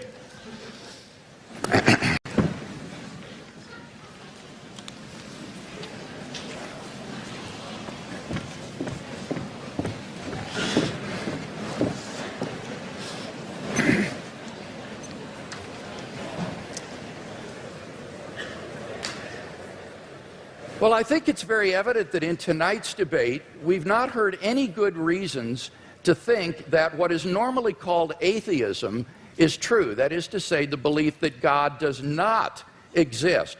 Mr. Hitchens withholds belief in God, but he's unable to give us any argument to think that God does not exist, which is what is called positive atheism. Now, he does mention that the human species has been here for 100,000 years, but I've already responded to that. What's crucial there is not the number of years, it's the population. And only 2% of the population of the earth has existed before Christ. And during that time, God is not indifferent to the lot of those people. Rather, he is preparing humanity, preparing the world for the advent of Christ so that in the fullness of time, Christ would come into the world. And those people who lived apart from Christ, God cared for them as well and provided for them. The Bible says, ever since the creation of the world, God's invisible nature, namely his eternal power and deity, has been clearly perceived in the things that have been made. Paul says that from one man, God made every nation of men, that they should inhabit the whole earth. And he determined the times set for them and the exact places that they should live. He did this so that men would seek him and perhaps reach out for him and find him, for he is not far from each one of us, for in him we live and move and have our being. So that those who lived before Christ were covered by the death of Christ, they were covered by his atoning sacrifice, and God will judge them on the basis of the information that they had in their response to general revelation. Similarly, for those who haven't heard of the gospel yet today, they will be judged on the basis of the information that they do have and how they respond to that. And aren't you glad that you don't have to judge them?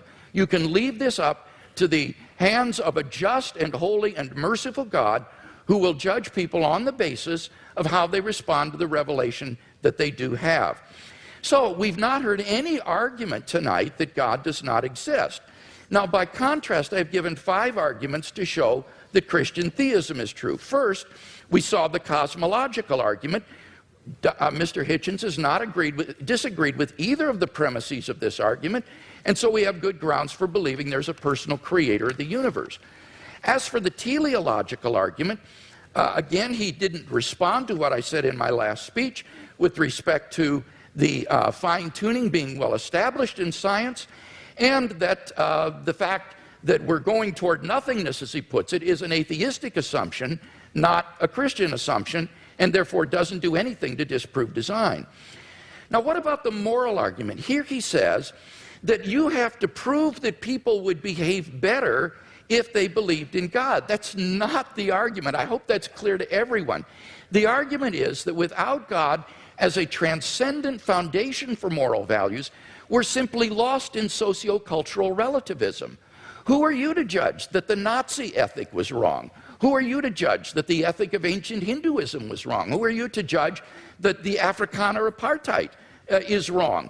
This is all just the result of socio-cultural evolution, and there is no transcendent objective standard apart from God, and that's what God delivers for us. Now, Mr. Hitchens says, name one moral action that an unbeliever could not take. Well, that's trivially easy. If God exists, there are all kinds of moral duties that we have that the unbeliever could not recognize. At the panel discussion last week in Dallas, when Mr. Hitchens demanded that someone name such an action, a pastor on the panel immediately piped up, how about tithing? Well, leave it to a pastor to think of that, but clearly that's an action that only a believer would take. Even more fundamentally, what about the first and greatest commandment?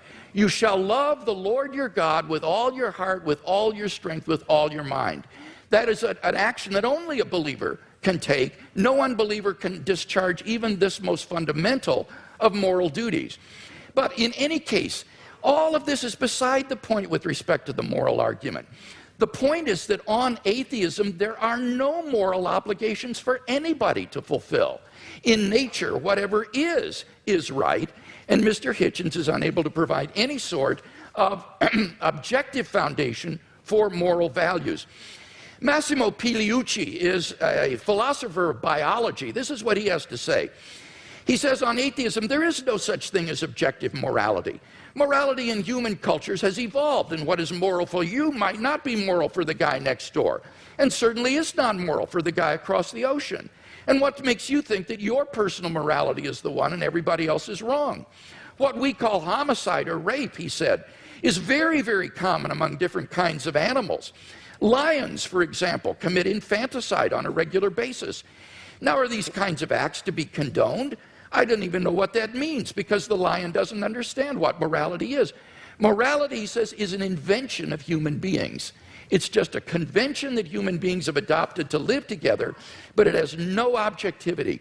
And that's what I offer Mr. Hitchens tonight, is a solid, transcendent foundation for the moral values that I think he so desperately wants to affirm. What about the resurrection of Jesus? Here he misunderstood N.T. Wright's argument. N.T. Wright's argument is not that the success of Christianity means that it's true. That would apply to Islam and Mormonism. Rather, N.T. Wright's argument is that the origin of the disciples' belief that God had raised Jesus from the dead is so un-Jewish, it is so uncharacteristic, that you have to explain what would bring them to adopt so radical a mutation of Jewish belief as belief in a dying Messiah and a rising Messiah. And he says the only thing he can think of that would explain this is the empty tomb and the post-mortem appearances of Jesus. And that's why Wright concludes that these have a certainty that is comparable to the fall of Jerusalem in AD 70. So you've got to get the argument right if you're going to deal with it. And in fact, I think the only explanation of these facts is the one the disciples gave, that God raised Jesus from the dead. Finally, the immediate experience of God has remained untouched. God is real to me, and unless I'm delusional, I'm perfectly within my rational rights to believe in God on the basis of this experience, just as I believe in the reality of the external world or the reality of the past on the basis of my experience. So I think in sum we've got 5 good reasons for believing that Christianity is true, no reason to think atheism is true, and therefore I think Christianity is clearly the more rational worldview.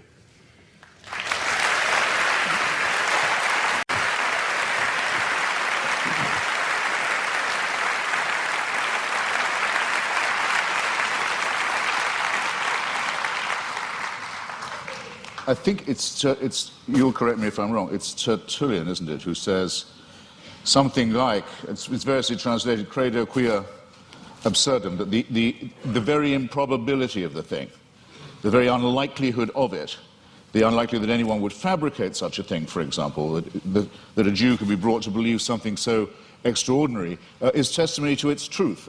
I'm sure there can't be anyone who doesn't think that's a little too easy, a little too facile. I myself, for example, have followed the career of a woman known vulgarly in the media as Mother Teresa, an Albanian named Agnes Bojashu, a Catholic fanatic operating in the greater Calcutta area.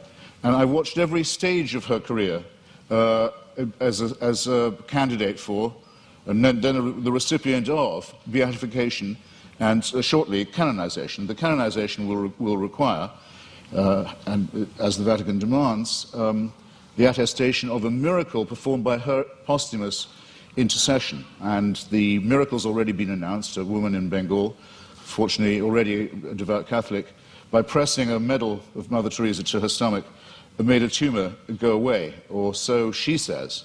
All the witnesses to this have since recanted. All the doctors have given a much better explanation of how she was cured, of the swelling and the growth and what the medicines were and so forth, but they're still stuck with it.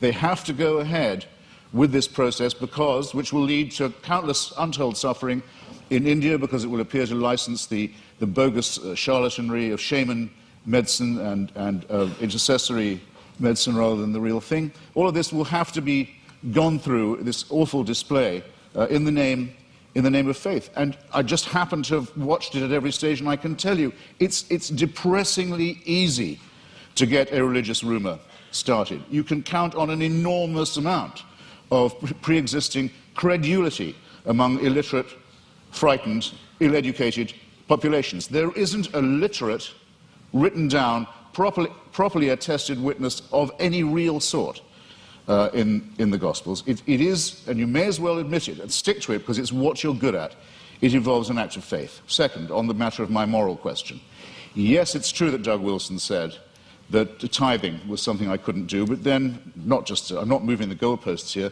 I don't think I'd regard giving all my money to the new St. Andrew's Church as a moral act. The only challenge that I've had so far that I really couldn't get out of, I should share it with you, was I was told, well, you couldn't do this. You couldn't say, Father, forgive them, for they know not what they do. No, but nor could you, as people of faith. You wouldn't dare. It would be blasphemy for you to do it. There's only one person who can do that, even on your account. So, with respect, ladies and gentlemen, I think both my challenges stand. It hasn't been shown that I couldn't be a moral person despite my unbelief, and it has certainly not been demonstrated that unbelief will guarantee you against, the belief will, I'll say it again, that unbelief will ensure you against wickedness. You mentioned things like apartheid and Nazism. Well, let me just run it by you. Partly this often comes up because people say, what about the crimes and wickednesses of the secular world? The apartheid system in South Africa was actually a creation of the Dutch Reformed Church. It was justified theologically as the giving of a promised land to one Christian religious tribe, in which everyone else was supposed to be hewers of wood and drawers of water. It wasn't until the Dutch Reformed Church, under pressure, agreed to drop their racist preachments of many years that the apartheid system could be dismantled. The dictatorship in Greece in 1967 to 74 was proclaimed by the Greek Orthodox Church as a Greece for Christian Greeks. The Russian Orthodox Church at present, maybe this is one of the churches you don't recognize as Christian, I don't know, but it's currently become the bodyguard of the Vladimir Putin dictatorship in Russia. They are now producing, the Russian Orthodox Church, actual icons with halos around them of Joseph Stalin for distribution to extreme Russian nationalists and chauvinists for whom the church has become the spiritual sword and buckler. In Nazi Germany, prayers were said every year on the Führer's birthday by order of the churches for his survival and well-being. The first concordat signed by Hitler and by Mussolini in both cases was with the Vatican. If you take out the word fascist from any account of the 1920s and 30s, any reputable historical account, and you insert the words Christian right wing or actually Catholic right wing, you don't have to change a word of the rest of the sentence. And the third member of the Axis, the Japanese Empire, was led by someone who actually claimed he was himself a god, and to whom everyone in Japan was a serf, and had to admit his godhead and divinity. And it was said to all of them, where would we know without the emperor? How would we know what to do? How would we know what a right action was? Without him, there would be screwing in the streets. There would be chaos. No one would know their bearings. Without our God, we would be rudderless. Many Japanese people, in fact, it's pitiful to report, still actually believe that. Now, I want to say, in other words, that religion is the outcome of unresolved contradictions in the material world. That if you make the assumption that it's man-made, then very few things are mysterious to you. If you make the assumption that religion is man-made, then you would know why, it would be obvious to you why, there are so many religions. When you make the assumption that it's man-made, you will understand why it is that religion has been such a disappointment to our species, that despite innumerable revivals, innumerable attempts again to preach the truth, innumerable attempts to convert the heathen, innumerable attempts to send missionaries all around the world, that the same problems remain with us, that nothing is resolved by this, that if all religions died out, or all were admitted to be false, instead of, as all believers will tell you, only some of them are false. In other words, we're faced with the preposterous proposition that religion are either all of them true, or none of them true, or only one exclusive preachment is true. And none of these seem to me coherent, and all of these seem to be the outcome of a man-made cult, assumed that all of them were discredited at the same time, all of our problems would be exactly what they are now. How do we live with one another? Where indeed do morals and ethics come from? What are our duties to one another? How shall we build the just city? How shall we practice love? How shall we deal with the baser, what Darwin called the lowly stamp of our original origins, which comes not from a pact with the devil or an original sin, but from our evolution as well. All these questions, ladies and gentlemen, would remain exactly the same. Emancipate yourself from the idea of a celestial dictatorship, and you've taken the first step to becoming free. Thank you.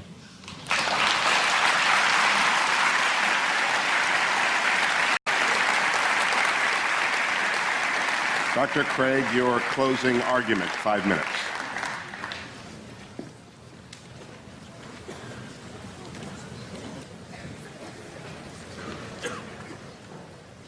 In my final speech, I'd like to try to draw together some of the threads of this debate and see if we can come to some conclusions. First, have we seen any good arguments tonight to think that God does not exist? No, I don't think we have. We've heard attacks upon religion, Christianity impugned, God impugned, Mother Teresa impugned, but we haven't heard any arguments that God does not exist. Mr. Hitchens seems to fail to recognize that atheism is itself a worldview, and it claims alone to be true, and all the other religions of the world false. It is no more tolerant than Christianity with respect to these other views. He asserts that he alone has the true worldview, atheism. The only problem is he doesn't have any arguments for this worldview. He just asserts it. So it seems to me that if you're going to have a worldview and champion it tonight, you've got to come to a debate prepared to give some arguments, and we haven't heard any. He did have an argument about evolution, but when I explained that, it actually turned out to be supportive of theism. Evolution actually provides evidence for the existence of a designer of the universe. So we've not heard any good arguments to think that atheism is true. Now, I presented 5 reasons to think that theism is true. And this is what God, or the God hypothesis, does give you. He asks, what does it give us? It explains a broad range of human experience, philosophical, ethical, scientific, historical, experiential. I find the attraction of the God hypothesis is that it is so powerful in making sense of the way the world is. For example, the God hypothesis explains the origin of the universe.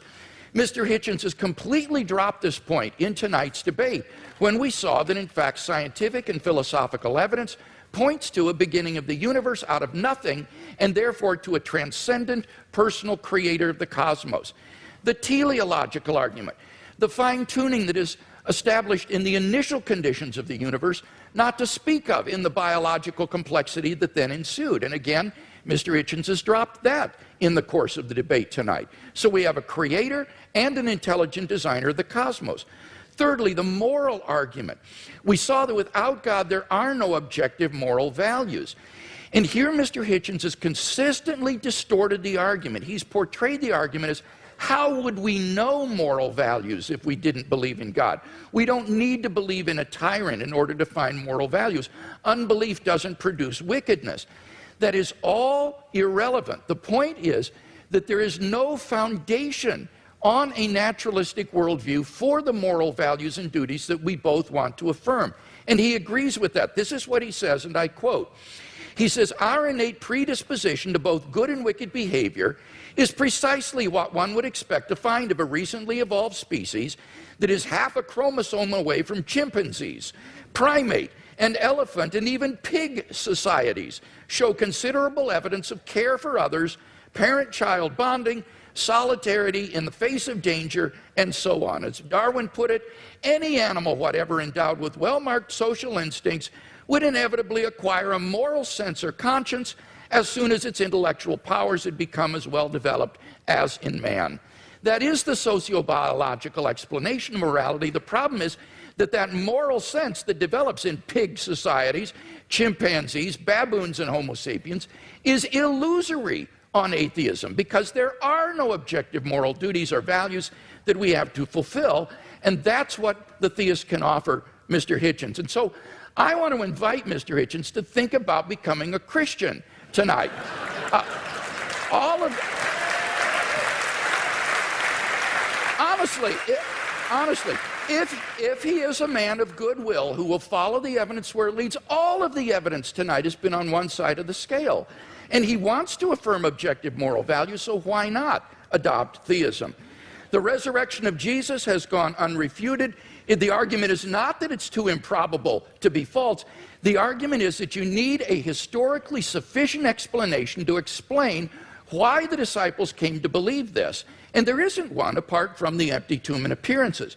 It's not a matter of rumor because the empty tomb was public knowledge in Jerusalem. It would be impossible for Christianity to flourish in Jerusalem in the face of an occupied tomb. Finally, the immediate experience of God.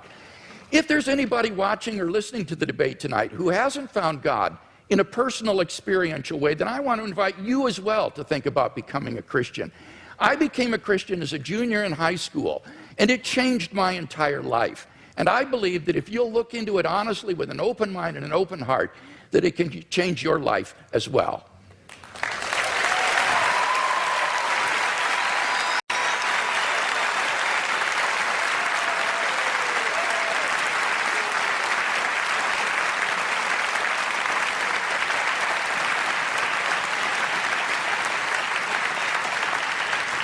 Mr. Hitchens has yielded his time, and therefore we move to questions, and we are directing those questions to students tonight. I want to repeat something Dr. Hazen said: there are stupid questions. I want to add to it, we are uninterested in your opinions, only your questions matter to us. I don't know where the microphone is. Can we hear the first question? Each participant will answer every question. Dr. Craig, Mr. Hitchens, thank you so much. It's been great listening to you both. My question is for Mr. Hitchens. Mr. Hitchens, in your book, God is Not Great, you say that, quote, there are 4 irreducible objections to religious faith, end quote.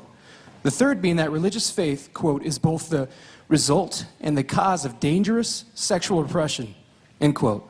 So here's my question for you. Is it good that the Bible prohibits humans from having sex with animals? Or is that an example of dangerous sexual repression?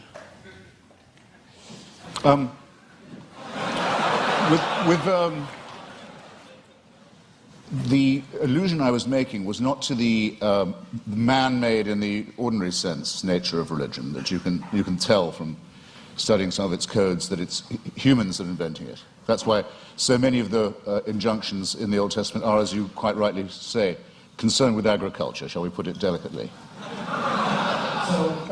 But it's more that it's men-made, that it's designed to keep women in subordination. But could you answer the question? Do you think the Bible is right to prohibit humans from having sex with animals? I don't know of any good advice about having sex with animals. In favor of it, I mean to say, look, there are things that if people do, incest is one, and cannibalism is another. If you do them, you'll die out. A society that permitted it would. There were societies in New Guinea that did practice cannibalism, and there's a terrible disease that you get called kuru if you do it, and it seems to be. If you like, there are some rules that are self-enforcing.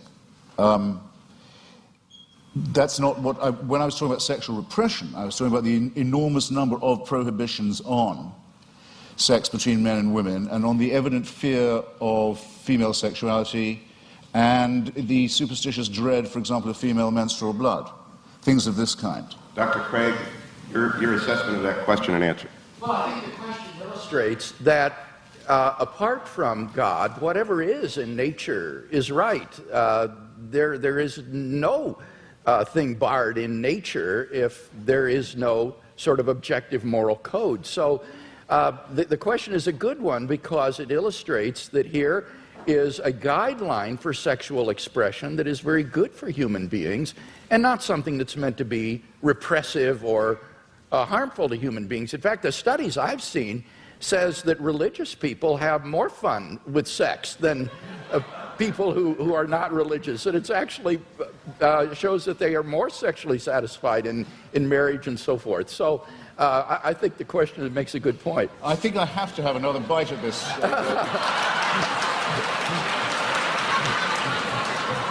This tempting cherry. You see, if it's true that, as I think it is, that nature is pretty indifferent, pretty callous, pretty random, then who is the designer? Many people say concerning the ban on homosexuality, for example, in the Old Testament, they'll say, well, homosexuality is against God's law and it's against nature's law. Well, in that case, why does nature see to it that so many people are born homosexual? Or, if you want to rephrase it, why does God have so many of his children preferring sex with their own gender? It doesn't help. It doesn't, in clarifying and elucidating this, it doesn't help to assume a supernatural authority. Whereas, if you look at the reasons given by Maimonides and the other sages for the practice of circumcision, it is precisely to dull and to blunt the sensation of an organ which I don't think even, well, I'll leave it there. Our next question. No, but it's explicitly designed, in other words, to reduce sexual pleasure, make it more of a painful duty than a celebration. Well, you asked for it. I don't want to misrepresent myself. I was a student here and graduated.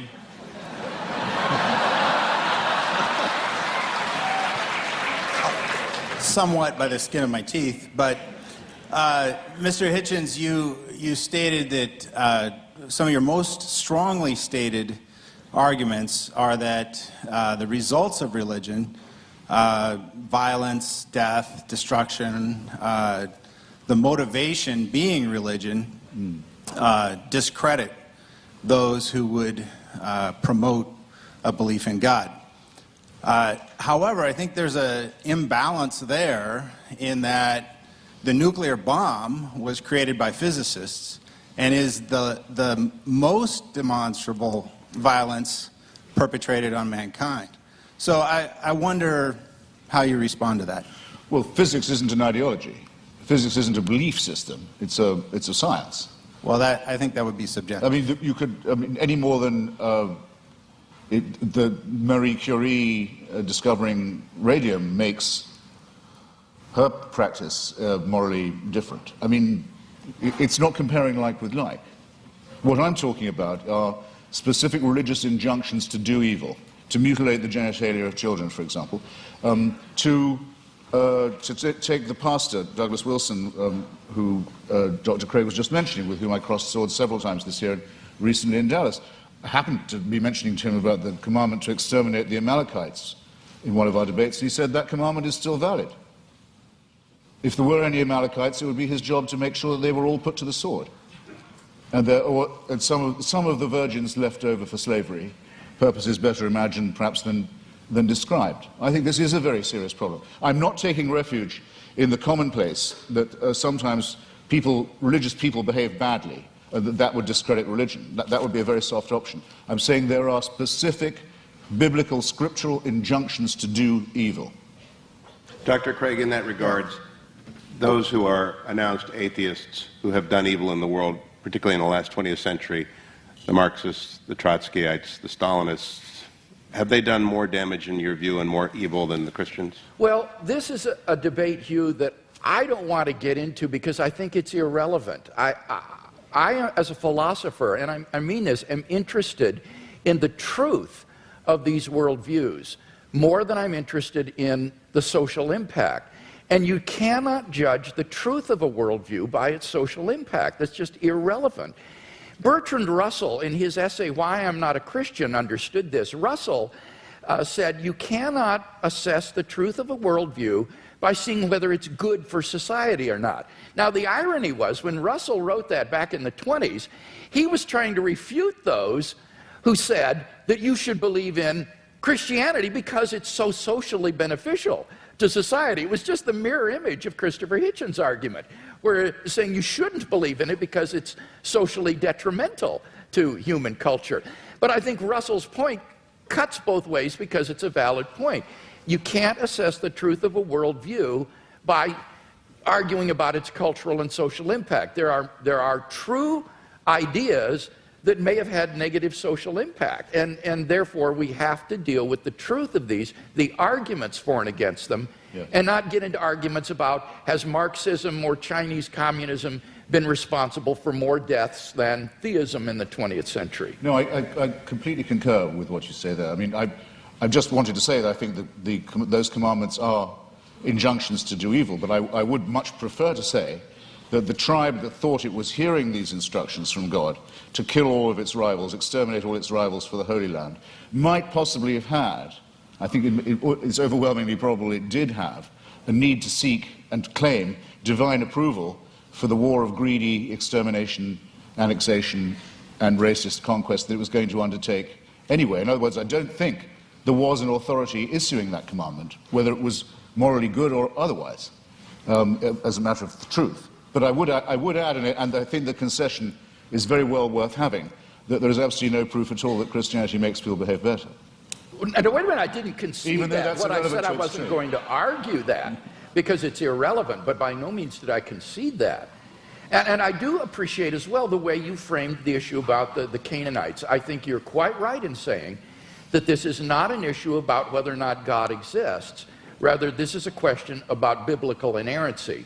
Did these ancient Israelites get it right in thinking that God had commanded them to do these things, or did they in their nationalistic fervor think God is on our side and do something which in fact they weren't commanded to do by God? So that this isn't an issue between atheism and theism. This is an issue about biblical inspiration and inerrancy, and that's an important issue, but it's not one that is on the floor tonight. Our next student question. Hi, my question is mainly directed at Mr. Hitchens, but Christian theism, as with all theisms that claim a revelation, say that the purpose of human existence is to serve God, and Dr. Craig might want to expound on that in some way.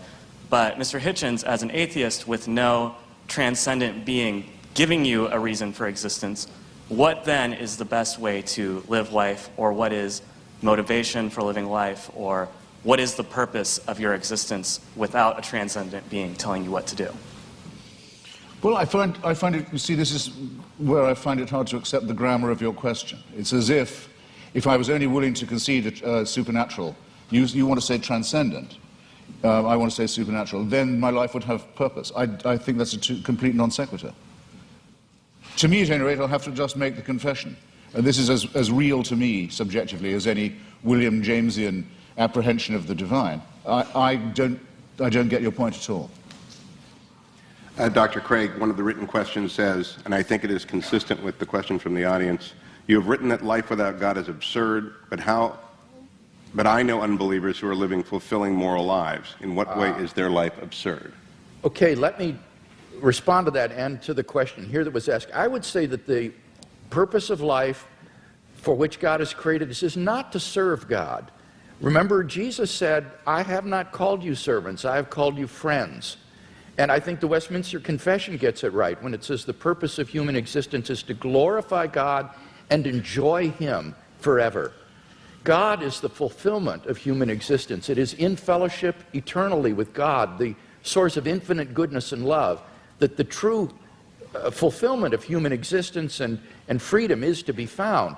Now, when I say that apart from theism, life is meaningless, I mean objectively meaningless. This is the same distinction that we're talking about with regard to moral values. I'm saying that on atheism, there is no objective purpose for human existence.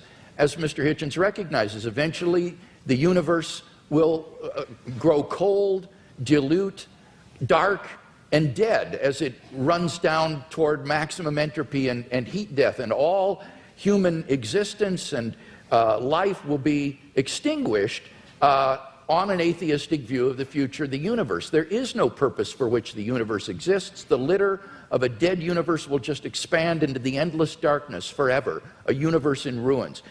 Now, of course, one can still live one's life as an illusion, thinking, well, the purpose of life is to, say, hit 40 home runs and steal 40 bases every year, you know, in the major leagues, and you draw the meaning of your existence from that. But that's not really the meaning of your existence. That's just a subjective illusion. In fact, your existence on atheism is objectively meaningless. So that's the distinction that I was making. Again, it's between objective and mere subjective illusion. Well, I think it has it exactly the wrong way around. You see, as I was beginning to say earlier, We didn't have time in the question period.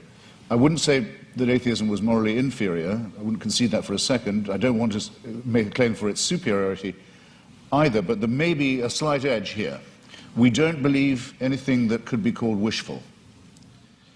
In other words, we don't particularly welcome the idea of the annihilation either of ourselves as individuals, the party will go on and will have left and we're not coming back, or of the entropic heat death of the universe. We don't like the idea, but there's a good deal of evidence to suggest that that is what's going to happen.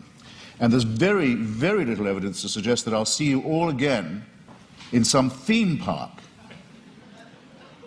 One nice and one nasty experience. There's absolutely no evidence for that at all. So I'm willing to accept, on the evidence, conclusions that may be unwelcome to me. I'm sorry if I sound as if I'm spelling that out, but I will. Now, you want to know what makes my life meaningful? Generally speaking, it's been struggling myself to be free, and if I can say it without immodesty, Mr. Hewitt kindly said it for me, too flatteringly, beforehand, but trying to help others to be free too. That's what's given a lot of meaning to my life and does still, the solidarity with those who want to be as free as I am, partly by luck and partly by my own efforts and the efforts of others. Well, one obstacle to liberty, and that's why I mentioned it, and gave so many examples of it in history and in the present day, is the poisonous role played by fellow primates of mine who think they can tell me what to do in the name of God because God's told them that they have this power. So that's one thing I'd like to be shot of right here in the here and now. And my suspicion is, if you really ask the religious where do they want power and what's the world they care about, the next one or this one, it'll be this one every time, because they too know perfectly well that this is the only life we've got. Yeah, I don't think that's true. It seems to me that on the basis of the resurrection of Jesus, that we have grounds for the hope of immortality. This is the foundation upon which the Christian hope is predicated. So again, it gets back to whether or not one has good grounds for thinking that Jesus was who he claimed to be and that God raised him from the dead. Because if he did, then there is hope of immortality. But then I return your question to me, I return it to you in a different form. If there's going to be a resurrection, an ingathering, if in the end all injustices will be cancelled, all tears dried, all the other promises kept, then why do you care what happens in this brief veil of tears? Why do the churches want power in the here and now? Why do they want to legislate for things like abortion or sexuality or morality? Why bother? I mean, isn't it just as much the case, as Dostoevsky says about atheism, that without God all things are possible, that with God all things are thinkable too? Not at all.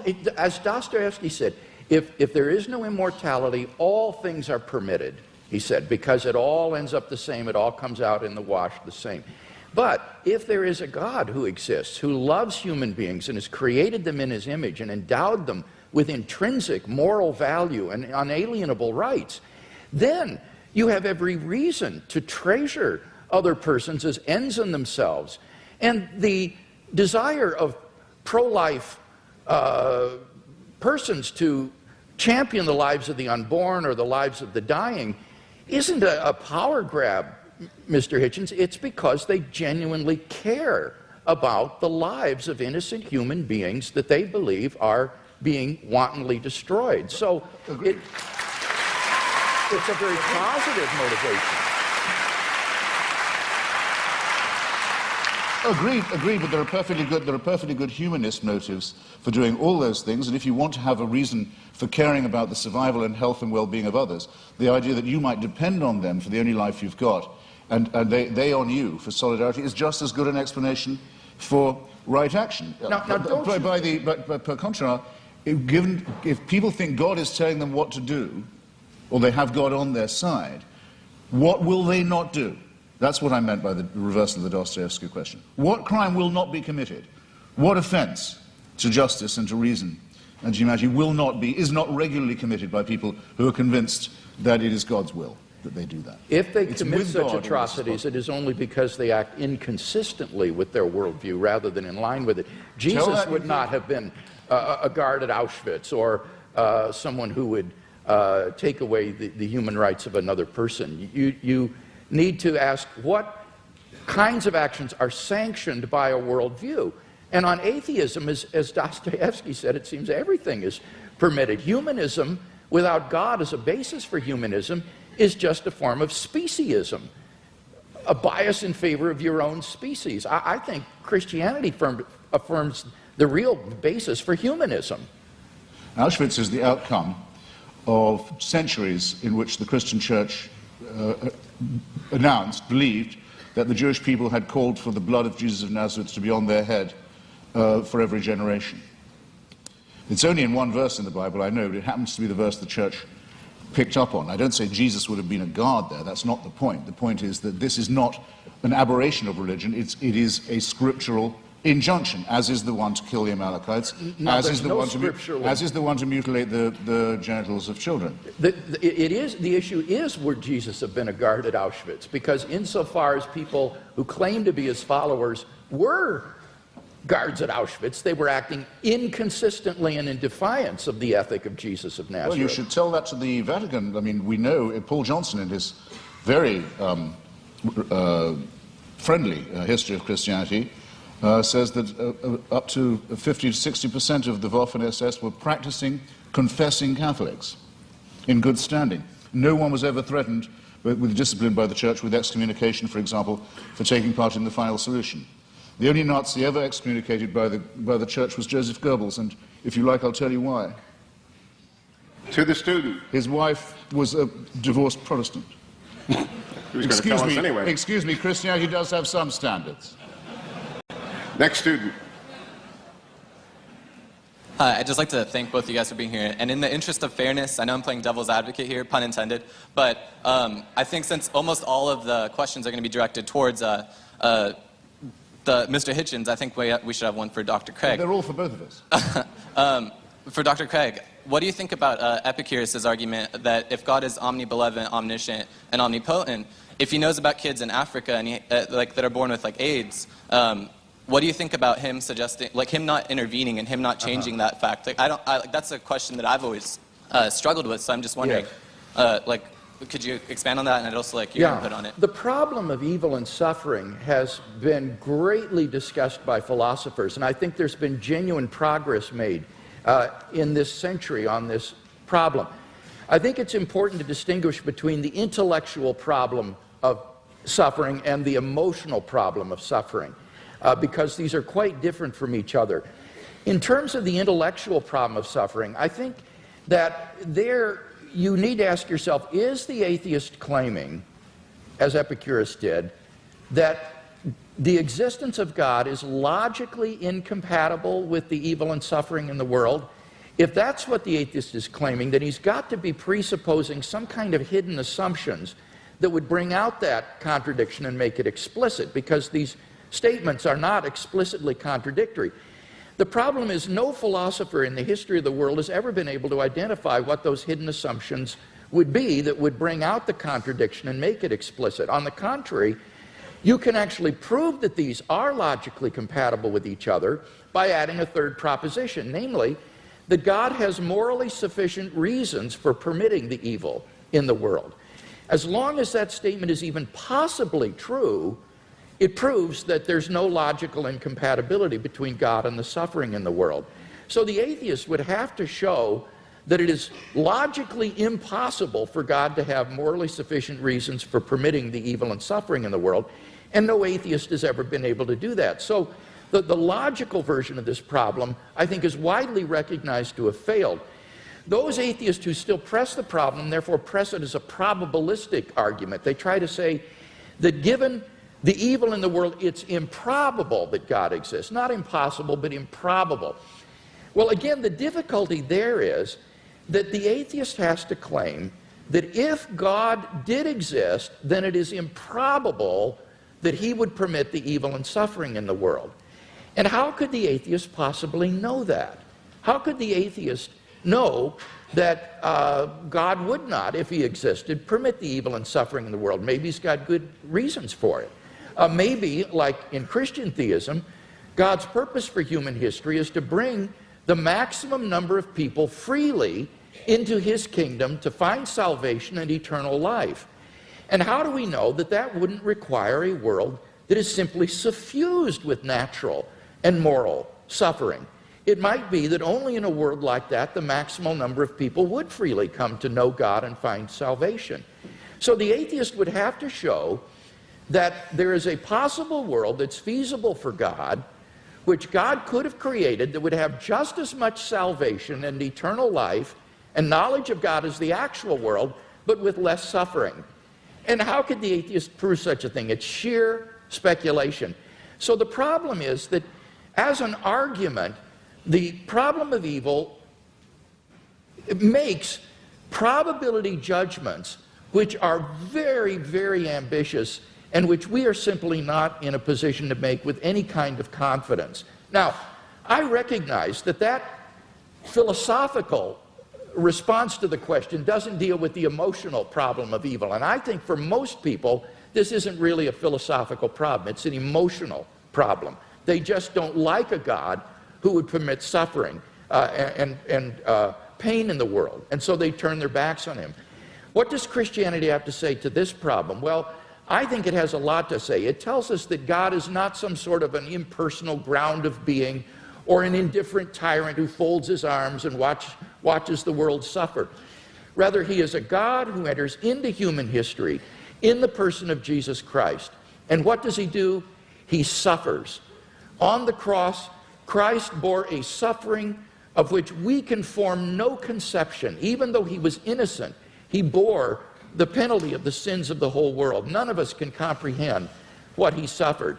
And I think when we contemplate the cross of Christ and his love for us and what he was willing to undergo for us, it puts the problem of suffering in an entirely different perspective.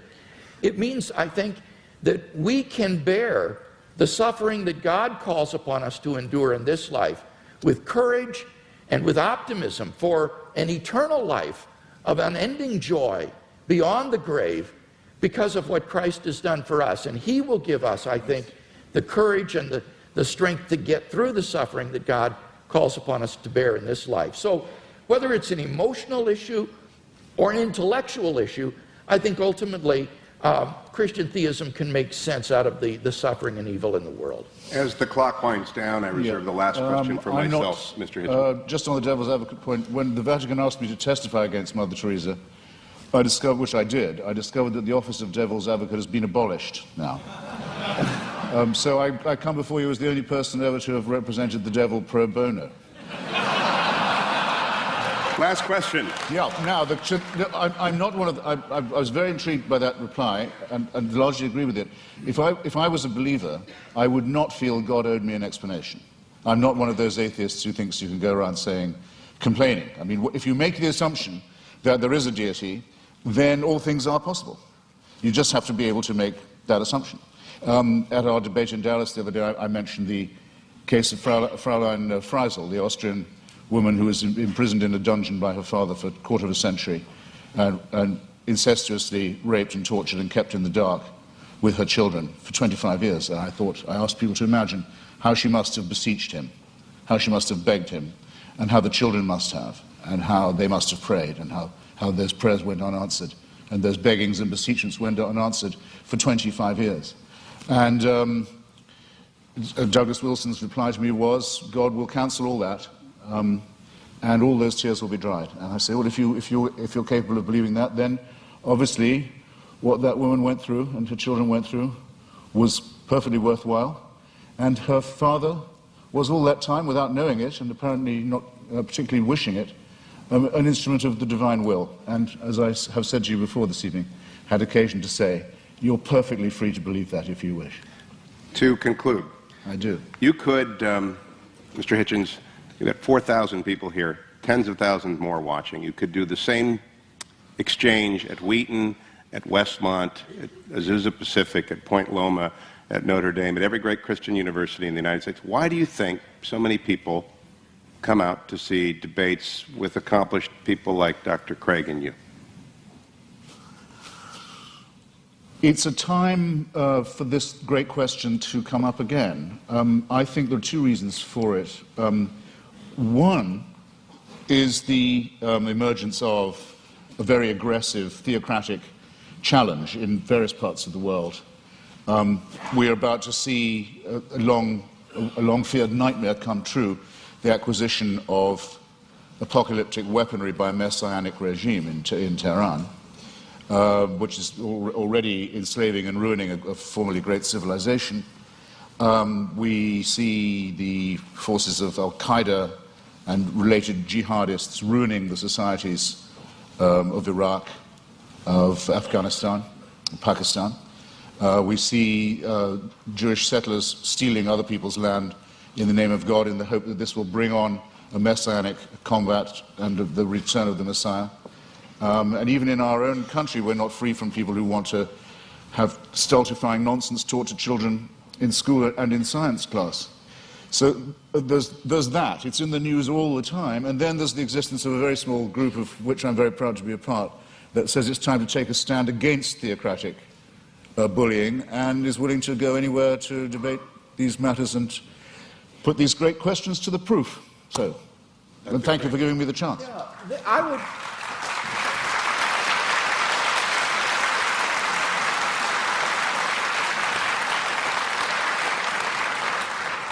I would answer the question somewhat differently. I think that what we're seeing is the fruit of modernity.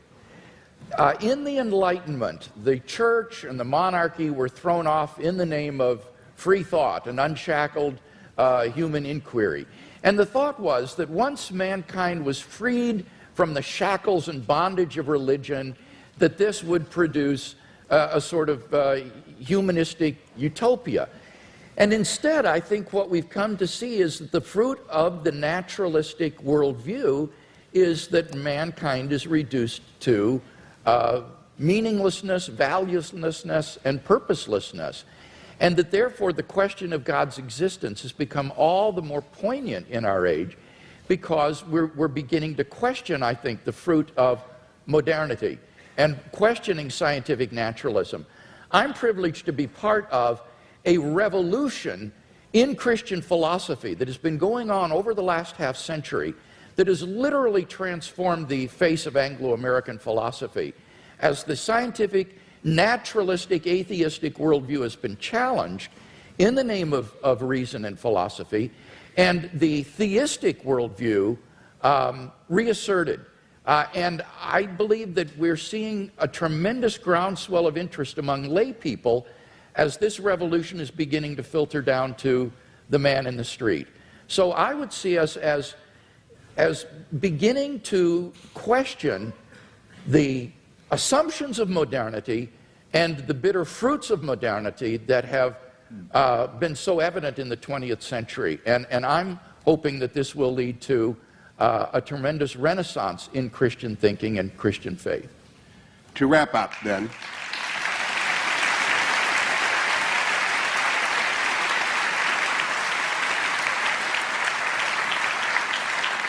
five quick observations and some instructions. Number one, no good society prohibits debates such as this one.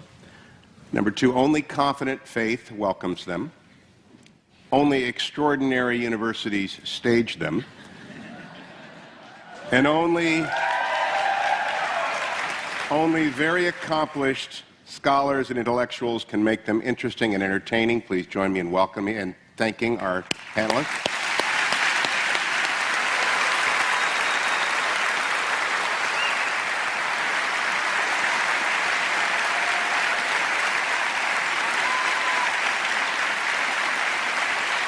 Both men,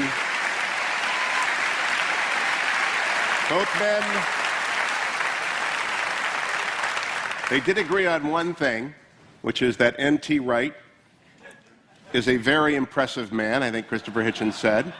And therefore, to the viewing audience who might not know who N.T. Wright is, I recommend on Mr. Hitchens' strong recommendation that you get and read his books. I also want to tell you that I'm going to ask you to stay in your seats as our panelists exit stage right. There's a book signing.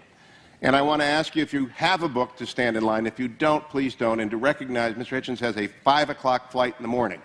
So get your book signed. He loves to do that. But please don't ask him about his third cousin that you once met in Melbourne. Just let them get to talk to the book. So, gentlemen, I'm going to let you enter stage left here, and I'll hold them for a second. Thank you very much. Stay there so they can get around back.